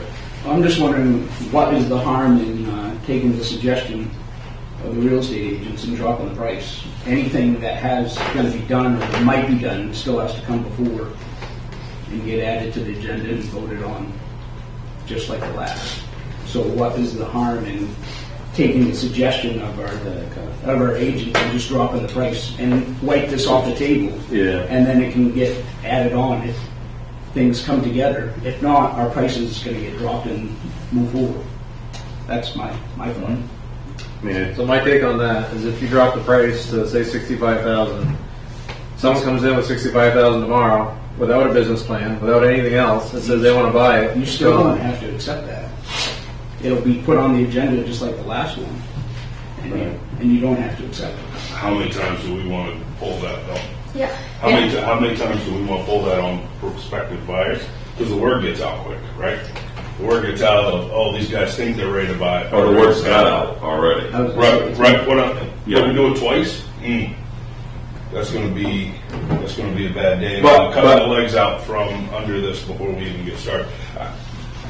But technically, the deputy mayor is correct. The topic is whether we change the price to the suggestion and then put it back on market. That's technically what It we should be doesn't talking really about. change anything. But it does spark a change in the market, and that generates interest. Like when a listing changes, Good. it would. No, I know that is good, and I think it's a valid point. But I do think this is like there's no fire, right? This has been empty. It's been 2.5 years, and nothing has happened, and we've had one meeting with one offer, and it's all of a sudden like, let's race to the finish line. I think we should take a moment to pause to consider our options. I don't disagree that what's the harm, except when I think about that, I'm like, I agree with you, Craig. Like, if you're going to put it out there, you're going to cause this little spark in the market. 10 people could come in the door. What a great problem to have. But if we're really considering a nonprofit community theater, we have to consider them in that big picture too. So I They guess have just as No, much skin in the game no. to come together and present a proposal as the other people that would make an offer. Actually, Lindsay, on the record, we don't have to consider them. We're not Okay. obligated to consider this nonprofit. so the resolutions that I'm sorry, I guess I misunderstood. No. We're not obligated to what? We're not obligated to consider the 501c. If the resolution is calling to change the price to put it on the active market to get some interest, That's all it is. that's what we're talking about. If Right. 501c or any other entity comes along and they want to start, making an offer like everyone else, that's our obligation, period, according to this resolution. Right. That's what we're talking about. And that's why I said there's several options that this council can do with this. They can accept the price, they can change the price, put it on sale, they can table it, or they can completely vote it down. Completely vote it down, I would assume, to bring up something else in the near future. It's not a suggestion, I'm just trying to throw out all the options there. Because we were offered $65,000 as a consideration for the market and the building the way it is now. I mean, there were two professionals came up with that price, and that's what Right, we were and I trying to do last respect, time. I respect the realtors that did that, and I don't want to discredit that. I do want to see where this opportunity with a nonprofit theater would go. So I guess you can, I guess I'd be more in favor of just tabling it for now and moving it ahead a little bit so that we can, figure. I have, whether it's $95,000 or $65,000, my thought is, are you taking into consideration the huge pockets these people are going to have to make that building sustainable, to make it something? If it's sold, it's not our word. Are you kidding? It's No, on I'm not Main kidding. Street. If we put it on listen, if we put it on the market, we sell it. As long as that building is used within local zoning ordinances and whatever the town dictates as a proper structure in this location, they're the owners. That's the bottom line, whether you want to hear it or not. That's the truth. Pittsfield has set zoning, because you can't put a sawmill across the street here, yet you can't put a house in the middle of the industrial park. So it's dictated by what the town has set in place, and we've had that discussion before. Well, what if it turns into this and this and this and this? We sell it, we can revisit that. But we've got to talk about the marijuana aspect because these potential previous buyers, they have that place on Route 100. That's part of their income, not all of their income, but they're associated with it, so there were concerns there. So that. And that's just it. I mean, as Craig had mentioned, and I think Eric, you probably mentioned too, I mean, we sell the place. Okay, we're going to sell you our property, but we're going to tell you how you're going to run it afterwards. No, I'm not talking about running it. I'm talking about, I think about how, is the building going to improve? Is it going to continue to dilapidate on Main Street? That was my concern, not how they're going to run it or And anything like that. we've had those discussions, but once it becomes a new owner, we really have a little say unless the new owner agrees to do this and this and this as part of the deal. But that's why this resolution 2209, 2290, I'm sorry, let me try this. Here we go, 2290 is on the docket. Whether we change the price to what the suggestion was, keep the price the way it was, vote it down, table it. That's what we're talking about now. I'm in favor of tabling it. Craig? Table. Lindsay? Table. I don't want to table it. I was in favor of changing the price and getting it all. Same with me. But it looks like we're outnumbered. So let's just move this forward. Okay, so what we need to do, the person who made the motion I'll withdraw withdraw. the motion to open for discussion and, Withdraw your motion for discussion? yes. Okay. I withdraw my motion Sorry. for discussion. Second. Okay. All those in agreement? So that's for the tabling? That's for the table. Okay. No, that was for the So, open okay. discussion. Now, You pulled the trigger too soon. Sorry. I'll make a motion that we table resolution 22-90. Right. Second. All those in favor? Aye. Very well. Resolution 2290 has been tabled once again. Let's move along. New business, resolution 22-94, please, Catherine. Resolution 22-94, resolved that the town council authorize the town manager to execute the Maine Department of Transportation, Maine DOT, Planning Partnership Initiative Grant Agreement for a planning study to not exceed $80,000 with a 40% town matching share of $32,000, with such match to be paid for from the town's economic development budget. I'll look for a motion, please. I'll make a motion to adopt resolution 22-94. Second. Move to second. Thank you, gentlemen. Any questions or comments from the audience, online, or in the chambers? Very well. We'll close that part. Council, any questions or comments on this? So this is for the Main Street. This is for the Planning Partnership Initiative Grant from Main Street downtown.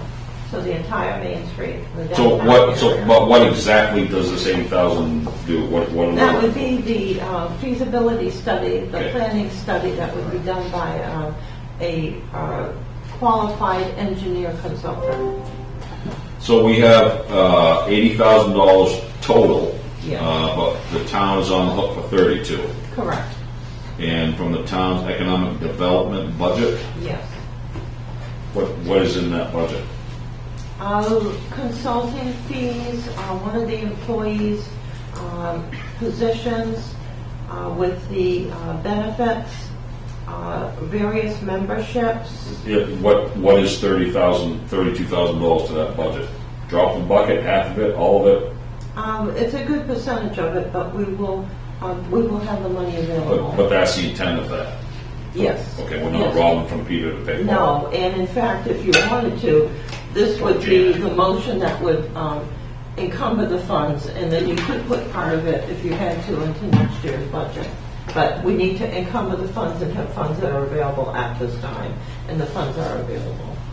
Okay, so this resolution 2294 with an affirmative vote will allow 32,000 to take from that economic development budget. It's actually the appropriate budget for it. Okay. Any questions or comments, council? All clear?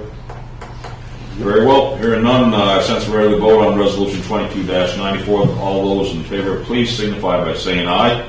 Aye. All those opposed, nay. Ayes have it. Resolution 22-94 passes. Catherine, let's move on to resolution 22-95, please. Resolution 22-95, resolved that the town council approved the request for proposals for professional services for planning for the Main Street downtown feasibility study and authorize the town manager and public works director to seek proposals for same.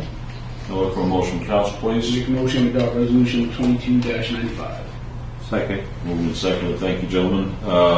Catherine, this is the The actual just the RFP. RFP. So this, I think that gentleman mentioned he has a list of companies that, Correct, it's Do on the that. state website. yeah, and didn't he say he had an RFP form that, Yes, and that's the RFP form that we use, that's in the Okay. package.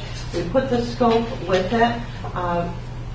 The MDOT planner and the KV cog planner looked at this. They approved how it was set up. There's a couple of typos that's in their part, so I'll fix that. We missed it the first time with spell check. And the KB cog planner indicated that the only item that he saw that was not involved was parking. And I believe that Maine DOT had not thought that that was relevant because we have so many parking areas and parking lots. Okay. All right, how many entities does they anticipate we can send this to? The list is quite extensive, Oh, so perfect. it could go to at least 20, if not more. Perfect, excellent. Some of those are out of state, but there's a good group of companies that are interested. We've already had some phone calls since the topic came up. Yep, excellent. Any, yeah, I guess what is the process for that? Like, is it some sort of presentation, or is it just So it'll be a request for proposals, which they'll put in writing. This is because it's qualification based, then the price is not considered, so that it's not the low bidder. That price would be put into a separate package later on. We negotiate with the one we choose. So we would have scoring sheets. When I've done this before, I made up scoring sheets based upon the qualities that are listed in the RFP and the items they're supposed to do. You'd have a little committee that would look over, rank first the qualifications that come in, pick the top ranked ones, and then meet with the proposers. Who So- formulates the committee? It was a committee, yeah. Yeah. Who is it? Who would form that committee? All right, you already have a committee. Yeah. That's the committee you're talking about, right? So I would Okay, assume so that committee would vet it and then it comes to council. Got it. what, how much input would the state, the DOT have on this? Use these guys, don't use these guys, or we've had good luck with them? I think that they would give us some advice, but it should be the town's. Right, but if, I mean, this is certainly something new that I don't think any of us, possibly you have in your career. However, if they would entertain possibly just giving us advice if asked. Oh, I think that we're good advice. Okay, Yeah. good, all right. Anything else, council? We can also look up who's been awarded projects across the state of Maine. Right. Okay. Anything else, council?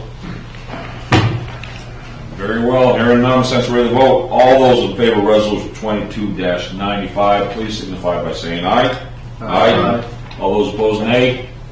Ayes have it, resolution 22-95 passes. Catherine, let's move on to resolution 22-96, please. Resolution 22-96, resolved that the town council authorize the expenditure of $2,548.48, which is $6,140.48 minus $3,592 trade-in value for the purchase of 8 Glock G45 9mm handguns for full-time officers. I'll look for a motion to council, please. I'll make a motion to adopt resolution 22-96. Second. Moved and second. Thank you, gentlemen. Before we get into discussion, we have Acting Chief Cochran here. Would you like to speak to that? Yeah, thank you, Put Mr. on Chairman. spot, I'm sure. Council members, Mr. Root. Yeah, we're looking to update the weapons that the officers have. The weapons that we currently have, to put it in perspective, we've had them since Steve Evering was the chief. So it's good to update your weapons every time. They get outdated, they get newer, safer, lighter, better weapons that come out. So I went to Trident Armory in Herman, which is where we're starting to get our equipment, uniforms, and spoke with them, and they heavily suggested Glock, which is a very, they say it's a very good brand. They stand by their product. They usually have affordable rates. They work with the departments. So we looked into it. We had a representative come and went over the brand new Glock. It's called Glock G45, but it's a 9mm weapon. So, the representative hooked me up with another representative that handles New England. And in order for agencies to purchase them, they need to purchase them directly through one of those. There's three quotes that we have. One of those 3 distributors. The reason why that happens is because there's a federal excise tax that's added to all firearms and ammo, and that's added right into the cost of the weapon before it even leaves the manufacturer. So if I walk in off the street, buy a weapon, I'm probably going to pay that excise tax. But as an agency, we're exempt from that. And that's in approximately $70 a weapon. So and times 8, that's $560 that we're saving just in excise tax. And then also we're exempt from sales tax and stuff. So we're just looking to upgrade the weapons. We're going to 9mm, mostly just for future cost effectiveness as far as ammunition and things like that. And a lot of agencies are switching to 9mm, and it's just usually the ammo is more affordable, it's more accessible. So we're just kind of looking at it as far as that goes. So what do you have now with the SIGs? So it's 45? 40. 40? Yes. Any issues getting the ammo for that? Because you don't see that very much. It's been a little bit harder. Yeah. We, The 9s are usually much more available. Yeah. Yes, sir. So don't the game wardens have 226? So you guys, so the game wardens use those as well, or are they not? They may. I'm not familiar with them. Okay.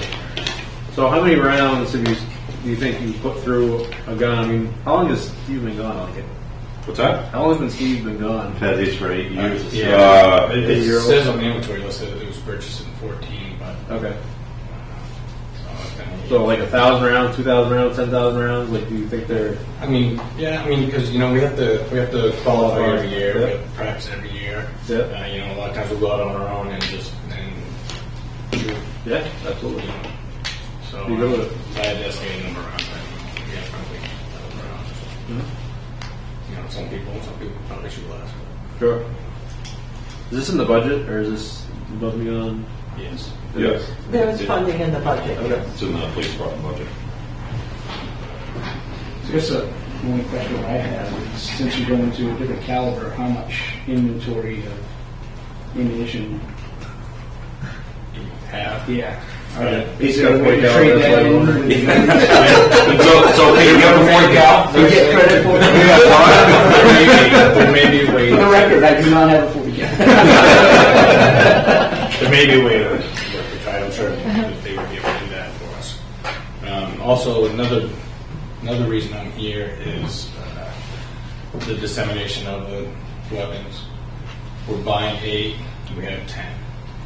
Okay, so what I'd like to do with permission of the council is offer those 2 extra weapons to be available for purchase by employees of the department.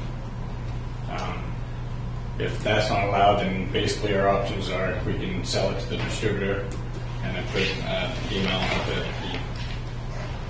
said that they would be for, or we just keep them and keep them as spares. The only issue with that is now we're using a different size ammo. Different caliber, different. Yeah, that's not a good idea. No. So I wouldn't have any issue with having them sell to members of the department if they choose to. Some agencies do this. I personally see more value in that than selling it for $200, $300, $400.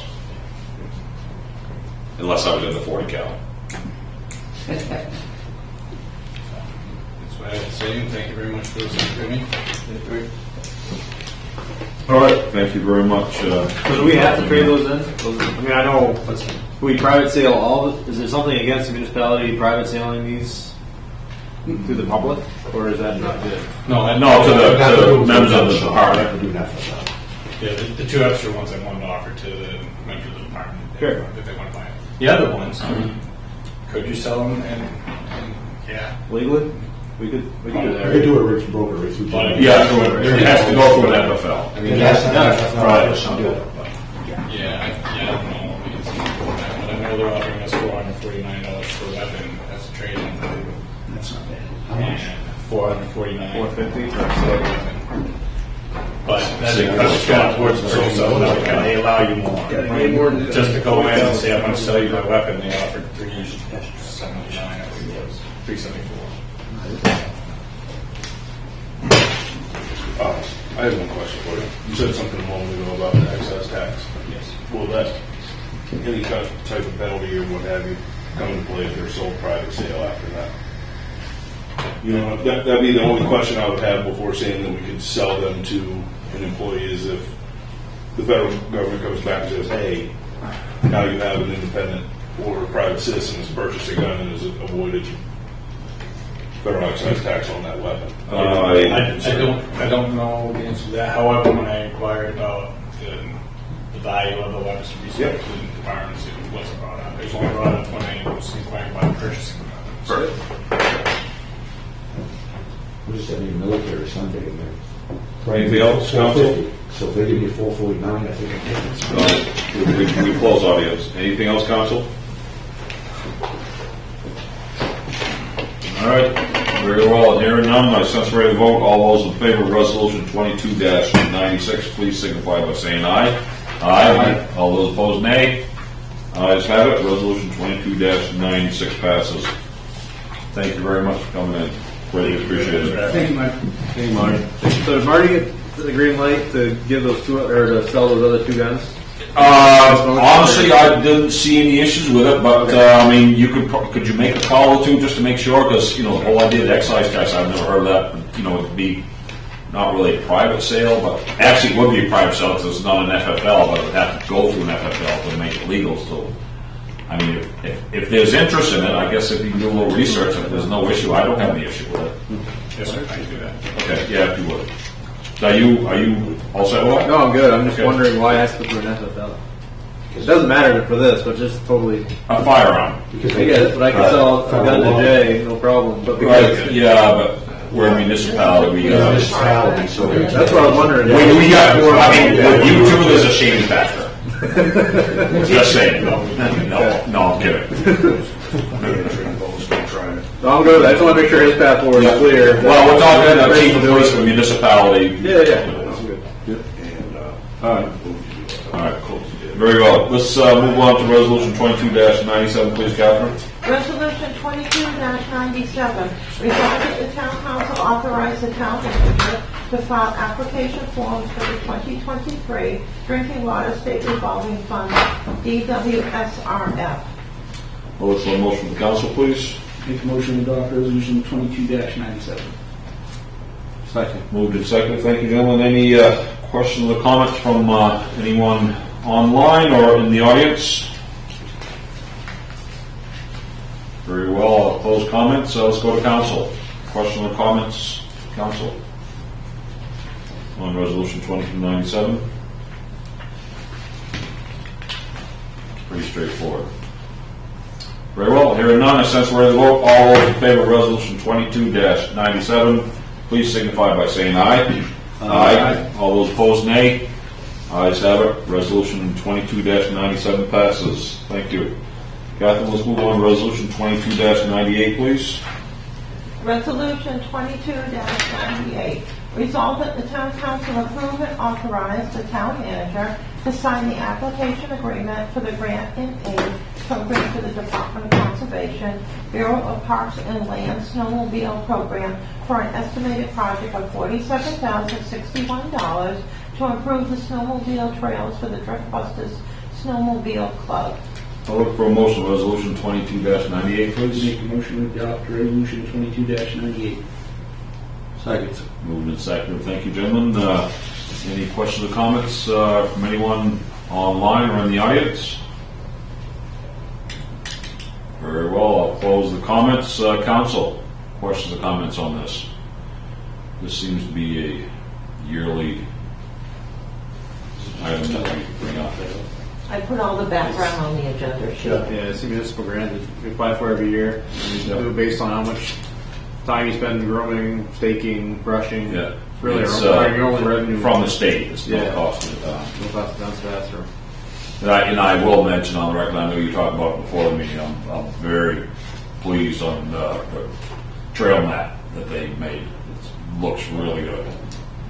Looks very professional, very impressive. Now that I know I can come here from Sibley Pond. It's still not on the map, but I know how to get here. I'll come get you. Well, I used to think I have to wait for the lake to get frozen over. That's right at the end of the Sibley Pond Road. Ready? All right, anything else, council? Very well, hearing none, I say we're ready to vote. Resolution 22-98, all those in favor, please signify by saying aye. Aye. All those opposed, nay. Ayes have it, resolution 22-98 passes. Catherine, let's please go to resolution 22-99. Resolution 22-99, resolved that the town council authorize the town manager and town clerk to advertise the town of Pittsfield surplus property sale and accept bids after consultation with the department head supervisors, which are felt to be appropriate for the surplus property in question in accordance with the amounts depicted in the bid policy. I'll look for a motion for resolution 2299, please. Make a motion to adopt resolution 2299. Second. Moved and seconded. Thank you, gentlemen. Any questions or comments from anyone online or in the audience? Very well. Hearing none, we'll close the comments. We'll go to the council. Any questions or comments from the council? Donnie, item 10, that's something you just don't need, that 32-inch ditch bucket, 34-inch digging bucket for the backhoe. I don't know where it comes from or what we... Politically correct, we probably should never bought them. Oh, okay. They were bought for the old water department backhoe. Good. They were attachments that they thought they were going to use to dig graves at the cemetery, one of them, and they're very narrow. That machine now has been converted over, so we cannot accept those type of buckets for that case, and it's on its way out anyway, so. Yep. No, that's fine. It'll make somebody some good buckets, but they are brand new. Where could people see these? Majority of it is right up on Public Works, right outside the Public Works garage. Everything's set outside, so Timmy or Dean or myself, anybody that shows up, we could show them All right. where everything's at. There's an advertisement that we use, there's some posters that we use that we put on the town website as well as an ad in the Rolling Thunder. Okay. You'd be surprised at how many people will run over and look at them. Yep, okay. Anything else, council? I don't need anything, I'm just nosy. Although I might, kind of looking at those welders.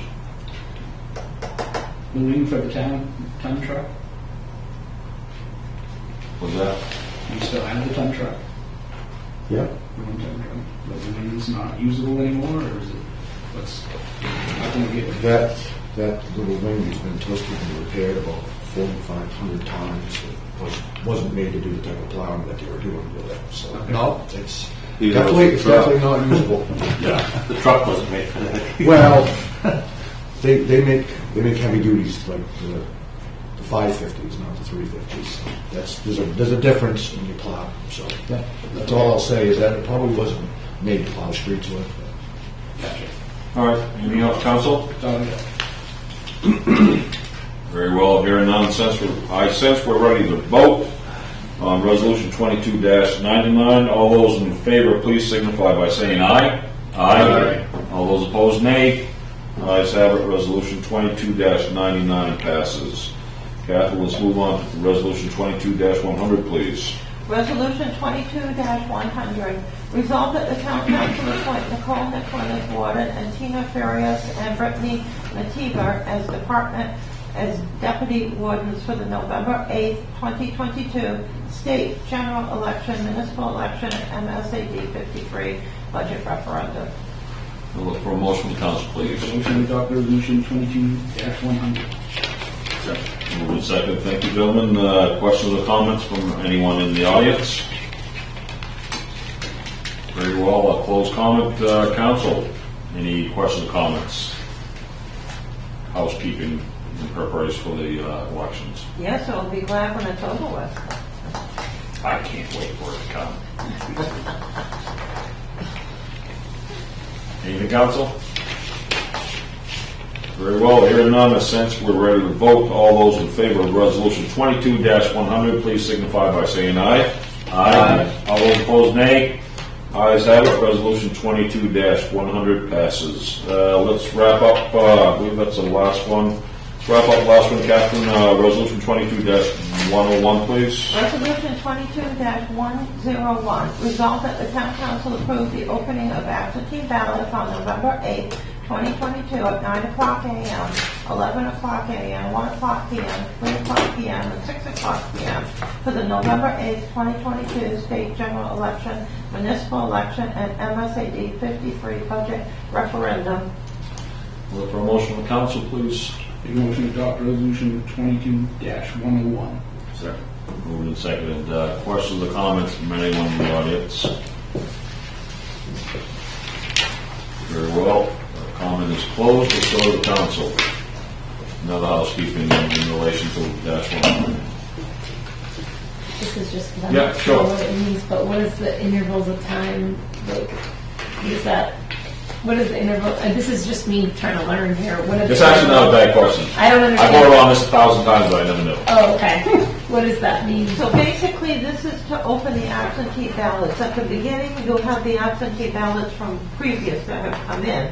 But during the day, absentee ballots come in also, and they may not open all of the absentee ballots they have in the beginning if there are so many there. So they may need 2 or 3 times, especially for this election. Usually they open them all, but for this election, they may need more time. And then during the day, they come in the mail, and people can vote absentee. Okay. Oh, thank you. All right. Anything else, council? Do you learn something new every day? Thank you. Well, I did too. Very well. Hearing none, I sense we're ready to vote. All those in favor of resolution 22-101, please signify by saying aye. Aye. All those opposed, nay. Ayes have it. Resolution 22-101 passes. Number 8, discussion items that is not applicable this evening. We shall go to reports. We shall start with the audience. And as always, we'll start with the folks online. Anything you'd like to bring up? Yes, Heather, I see you have a hand up. Hi, thank you. Can you hear me all right? Yes. Yes. Yes. Okay, thank you. As Catherine alluded to earlier, there are multiple candidates for the school board seats that are open, as well as the at-large position for the council is open. I have filed for that, so I will be on the ballot as an at-large candidate, which is different than the seat that I held before. In the process of talking to residents, getting my signatures to that, one of the residents I talked to had some concerns about the amount of dog poop that was around the parks in town, and that children frequent the parks. And so he wanted to volunteer time and materials to install stations for people to be able to source supplies to clean up after their dog poops. He's very enamored with our parks and how beautiful they are, and felt that it was really a shame that people either aren't stopping to take care of their animals remains there because they either don't have the materials with them or there isn't a trash can at hand. And so we thought that some signage, as well as having those bagging stations, if you will, available to people, and just a simple reminder that, you know, it's town law that, or town ordinance that people need to clean up after their dogs when they're walking their dogs, especially in the parks where children are. So I just wanted to bring that to the council's attention. Whether the council wants to take action on that and support that type of citizen initiative is up to the council, and I can pass that information on to Catherine to kind of fill you in on that. And the other thing that is, I guess, really bothering me is that, you know, this council talks a lot and throws around the term actionable items a lot, and wanting to take action and see improvements in town. And twice now you had the opportunity to take action on selling the theater. The town has had so many discussions around operating the theater, maintaining the theater. I mean, this is years and years of discussions that culminated in a decision in 2020 to actually close the theater and put it up to sale. It was a carefully considered decision. It was well thought out. It was well discussed at the time. And so I'm a little dismayed to now hear the council say, well, let's wait 36 to 48 months for, and I'm sorry I missed the first part. I don't know the status of the 501c3. In my past experience, it has been an aspirational 501c3. it has not been ready to take action on anything. And so I have great reservations of the town kind of holding this piece of property for up to 4 years is what was mentioned for this 501c3 organization to be in a position to be able to take action on things. And then maybe possibly still maintaining ownership through the town and having a lease type of relationship with an organization. The town has already concluded to close the theater and not to operate it as a theater. There were significant financial implications of doing that, and the finances what was driving that. It is not viable for the town to operate it as a theater. It has never been.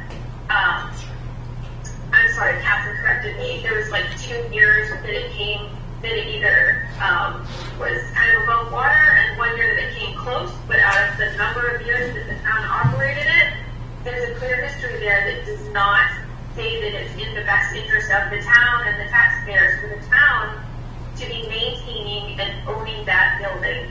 It's best if another entity can continue that. The council had the opportunity a couple weeks ago to make that happen. Not only acknowledging that the building was not worth the asking price that we had on it, but had somebody in council chambers ready to take that on and run it as a private business. It would be subject to us actually taxing that building and getting some revenue from it, even if we just gave it to them.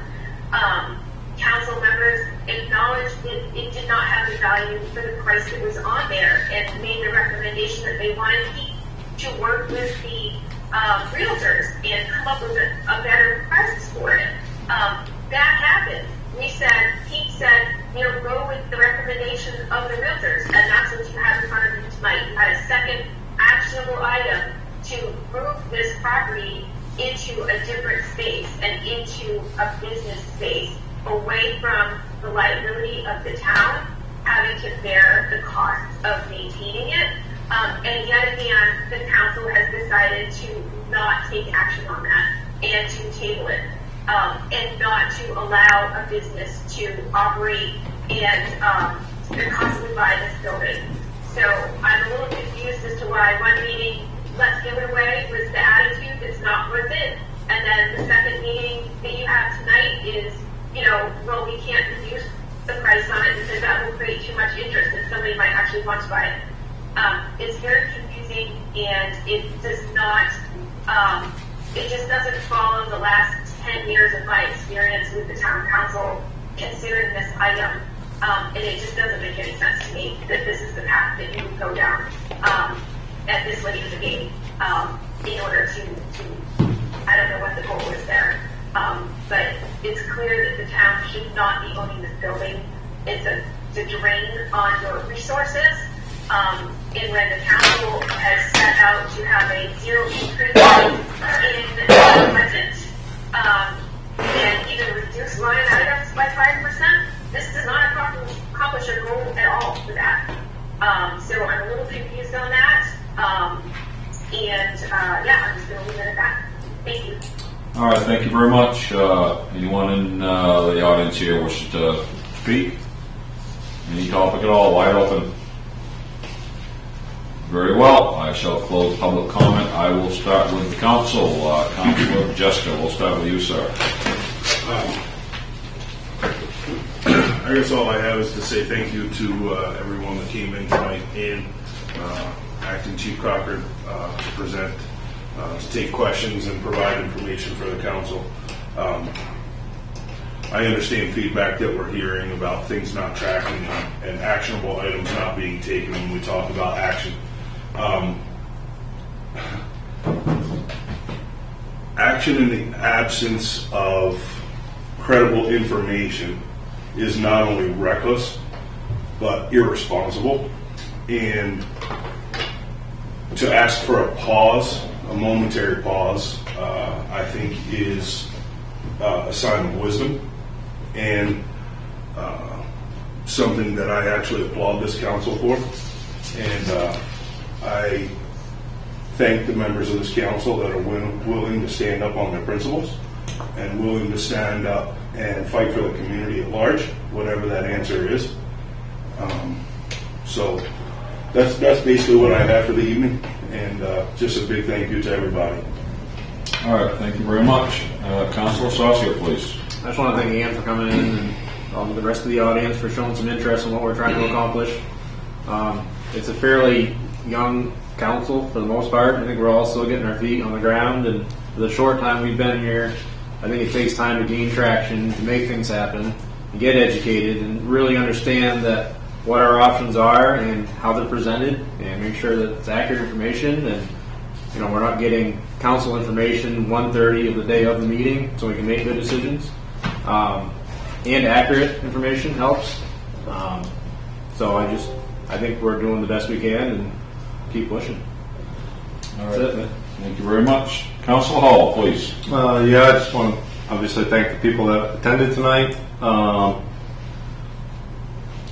I want to kind of thank the council for not just rubber stamping items that are on the agenda.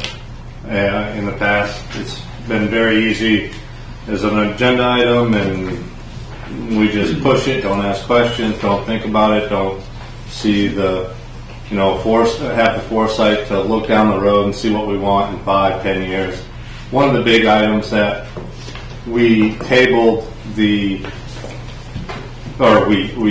didn't pass a resolution last week, or 2 weeks ago, was because of the clause that it said that if it was not economically feasible to run as a theater, then they could do what they wanted with it, which we've already stated it's not going to be economically feasible to run it solely as a theater. So that was a huge red flag. That's why a lot of people that were on Zoom or in the community, they didn't see all that stuff beforehand. So they didn't know what we were voting on or why we were voting a certain way. And to push one-sided, very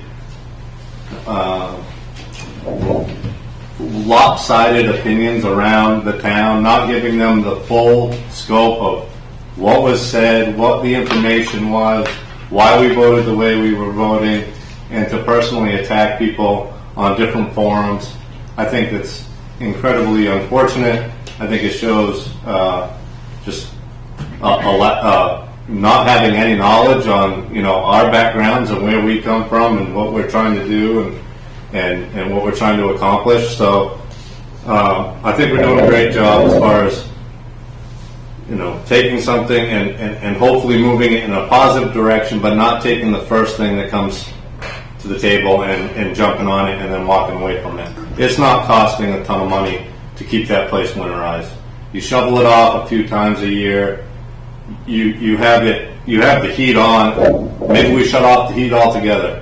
We winterize it, shut it all down, and that saves us $8,000 a year in heating costs. There's other options we can do. We have other entities in town that are costing us $200,000 and not giving us any kind of financial gain to that. So there are other entities that we can look at and we can scrutinize. To say that the theater is our biggest concern, I would say that's not the case, and hopefully the 501c3 can be something that gets some momentum, we get some grants, and we can be the next Dover theater in the middle of our downtown and make our downtown that much better for years to come. So that's pretty much it. All right, thank you. We'll go to Councilor Holmstrom, please. I just want to thank Ann for coming and for doing all the work you've done, because it's a big deal to put your heart and soul into something, and I get it. So thank you for all that you've done. Thank you for being willing to come and share your story. And obviously none of us have a crystal ball to know exactly how this is all going to pan out, but optimistic, and there's energy and excitement around it, and I think that it only takes a handful of people, and I know this from personal experience, it only takes less than 5 people that really care about getting something done to get it done. And I know it can be done if the will is there. There'll be a way, and we'll see how that unfolds. So I'm actually really excited. Thank you to Donnie for being awesome. 2 meetings in a row.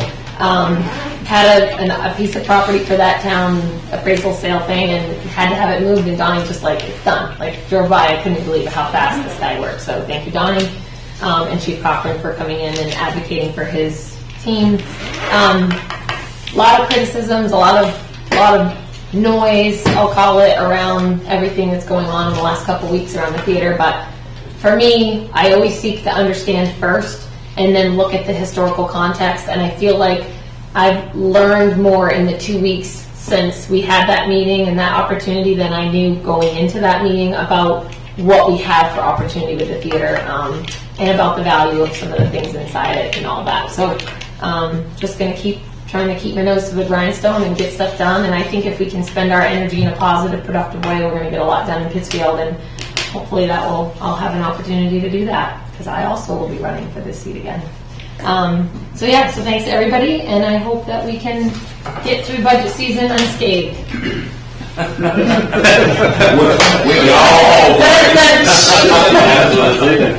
You have us up until that last. I know, I'm very hopelessly optimistic here.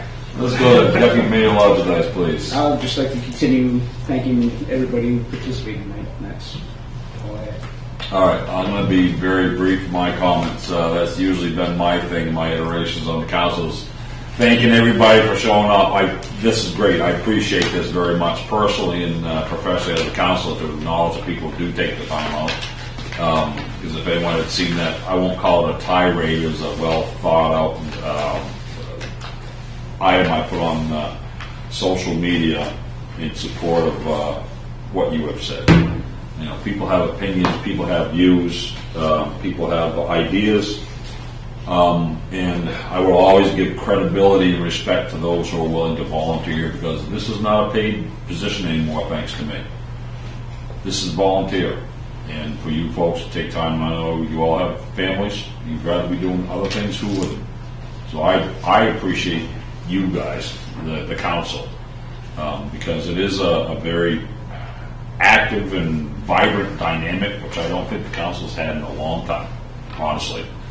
And now you look at every single one of you, and I appreciate you saying it's a young council too. Appreciate that. And I'm only going to point because Councilor Frost is not here to defend himself. He only had to be beat by a year, so I won't talk too loud.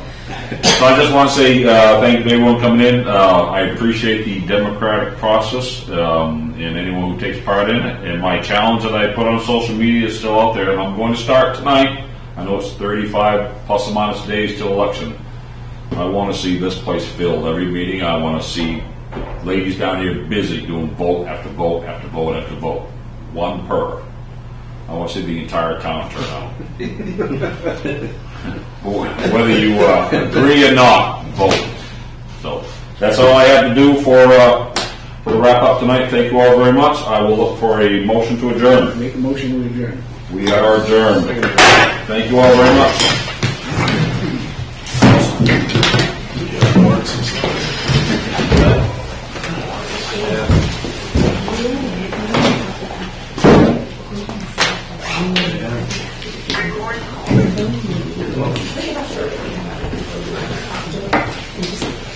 Awesome. The work.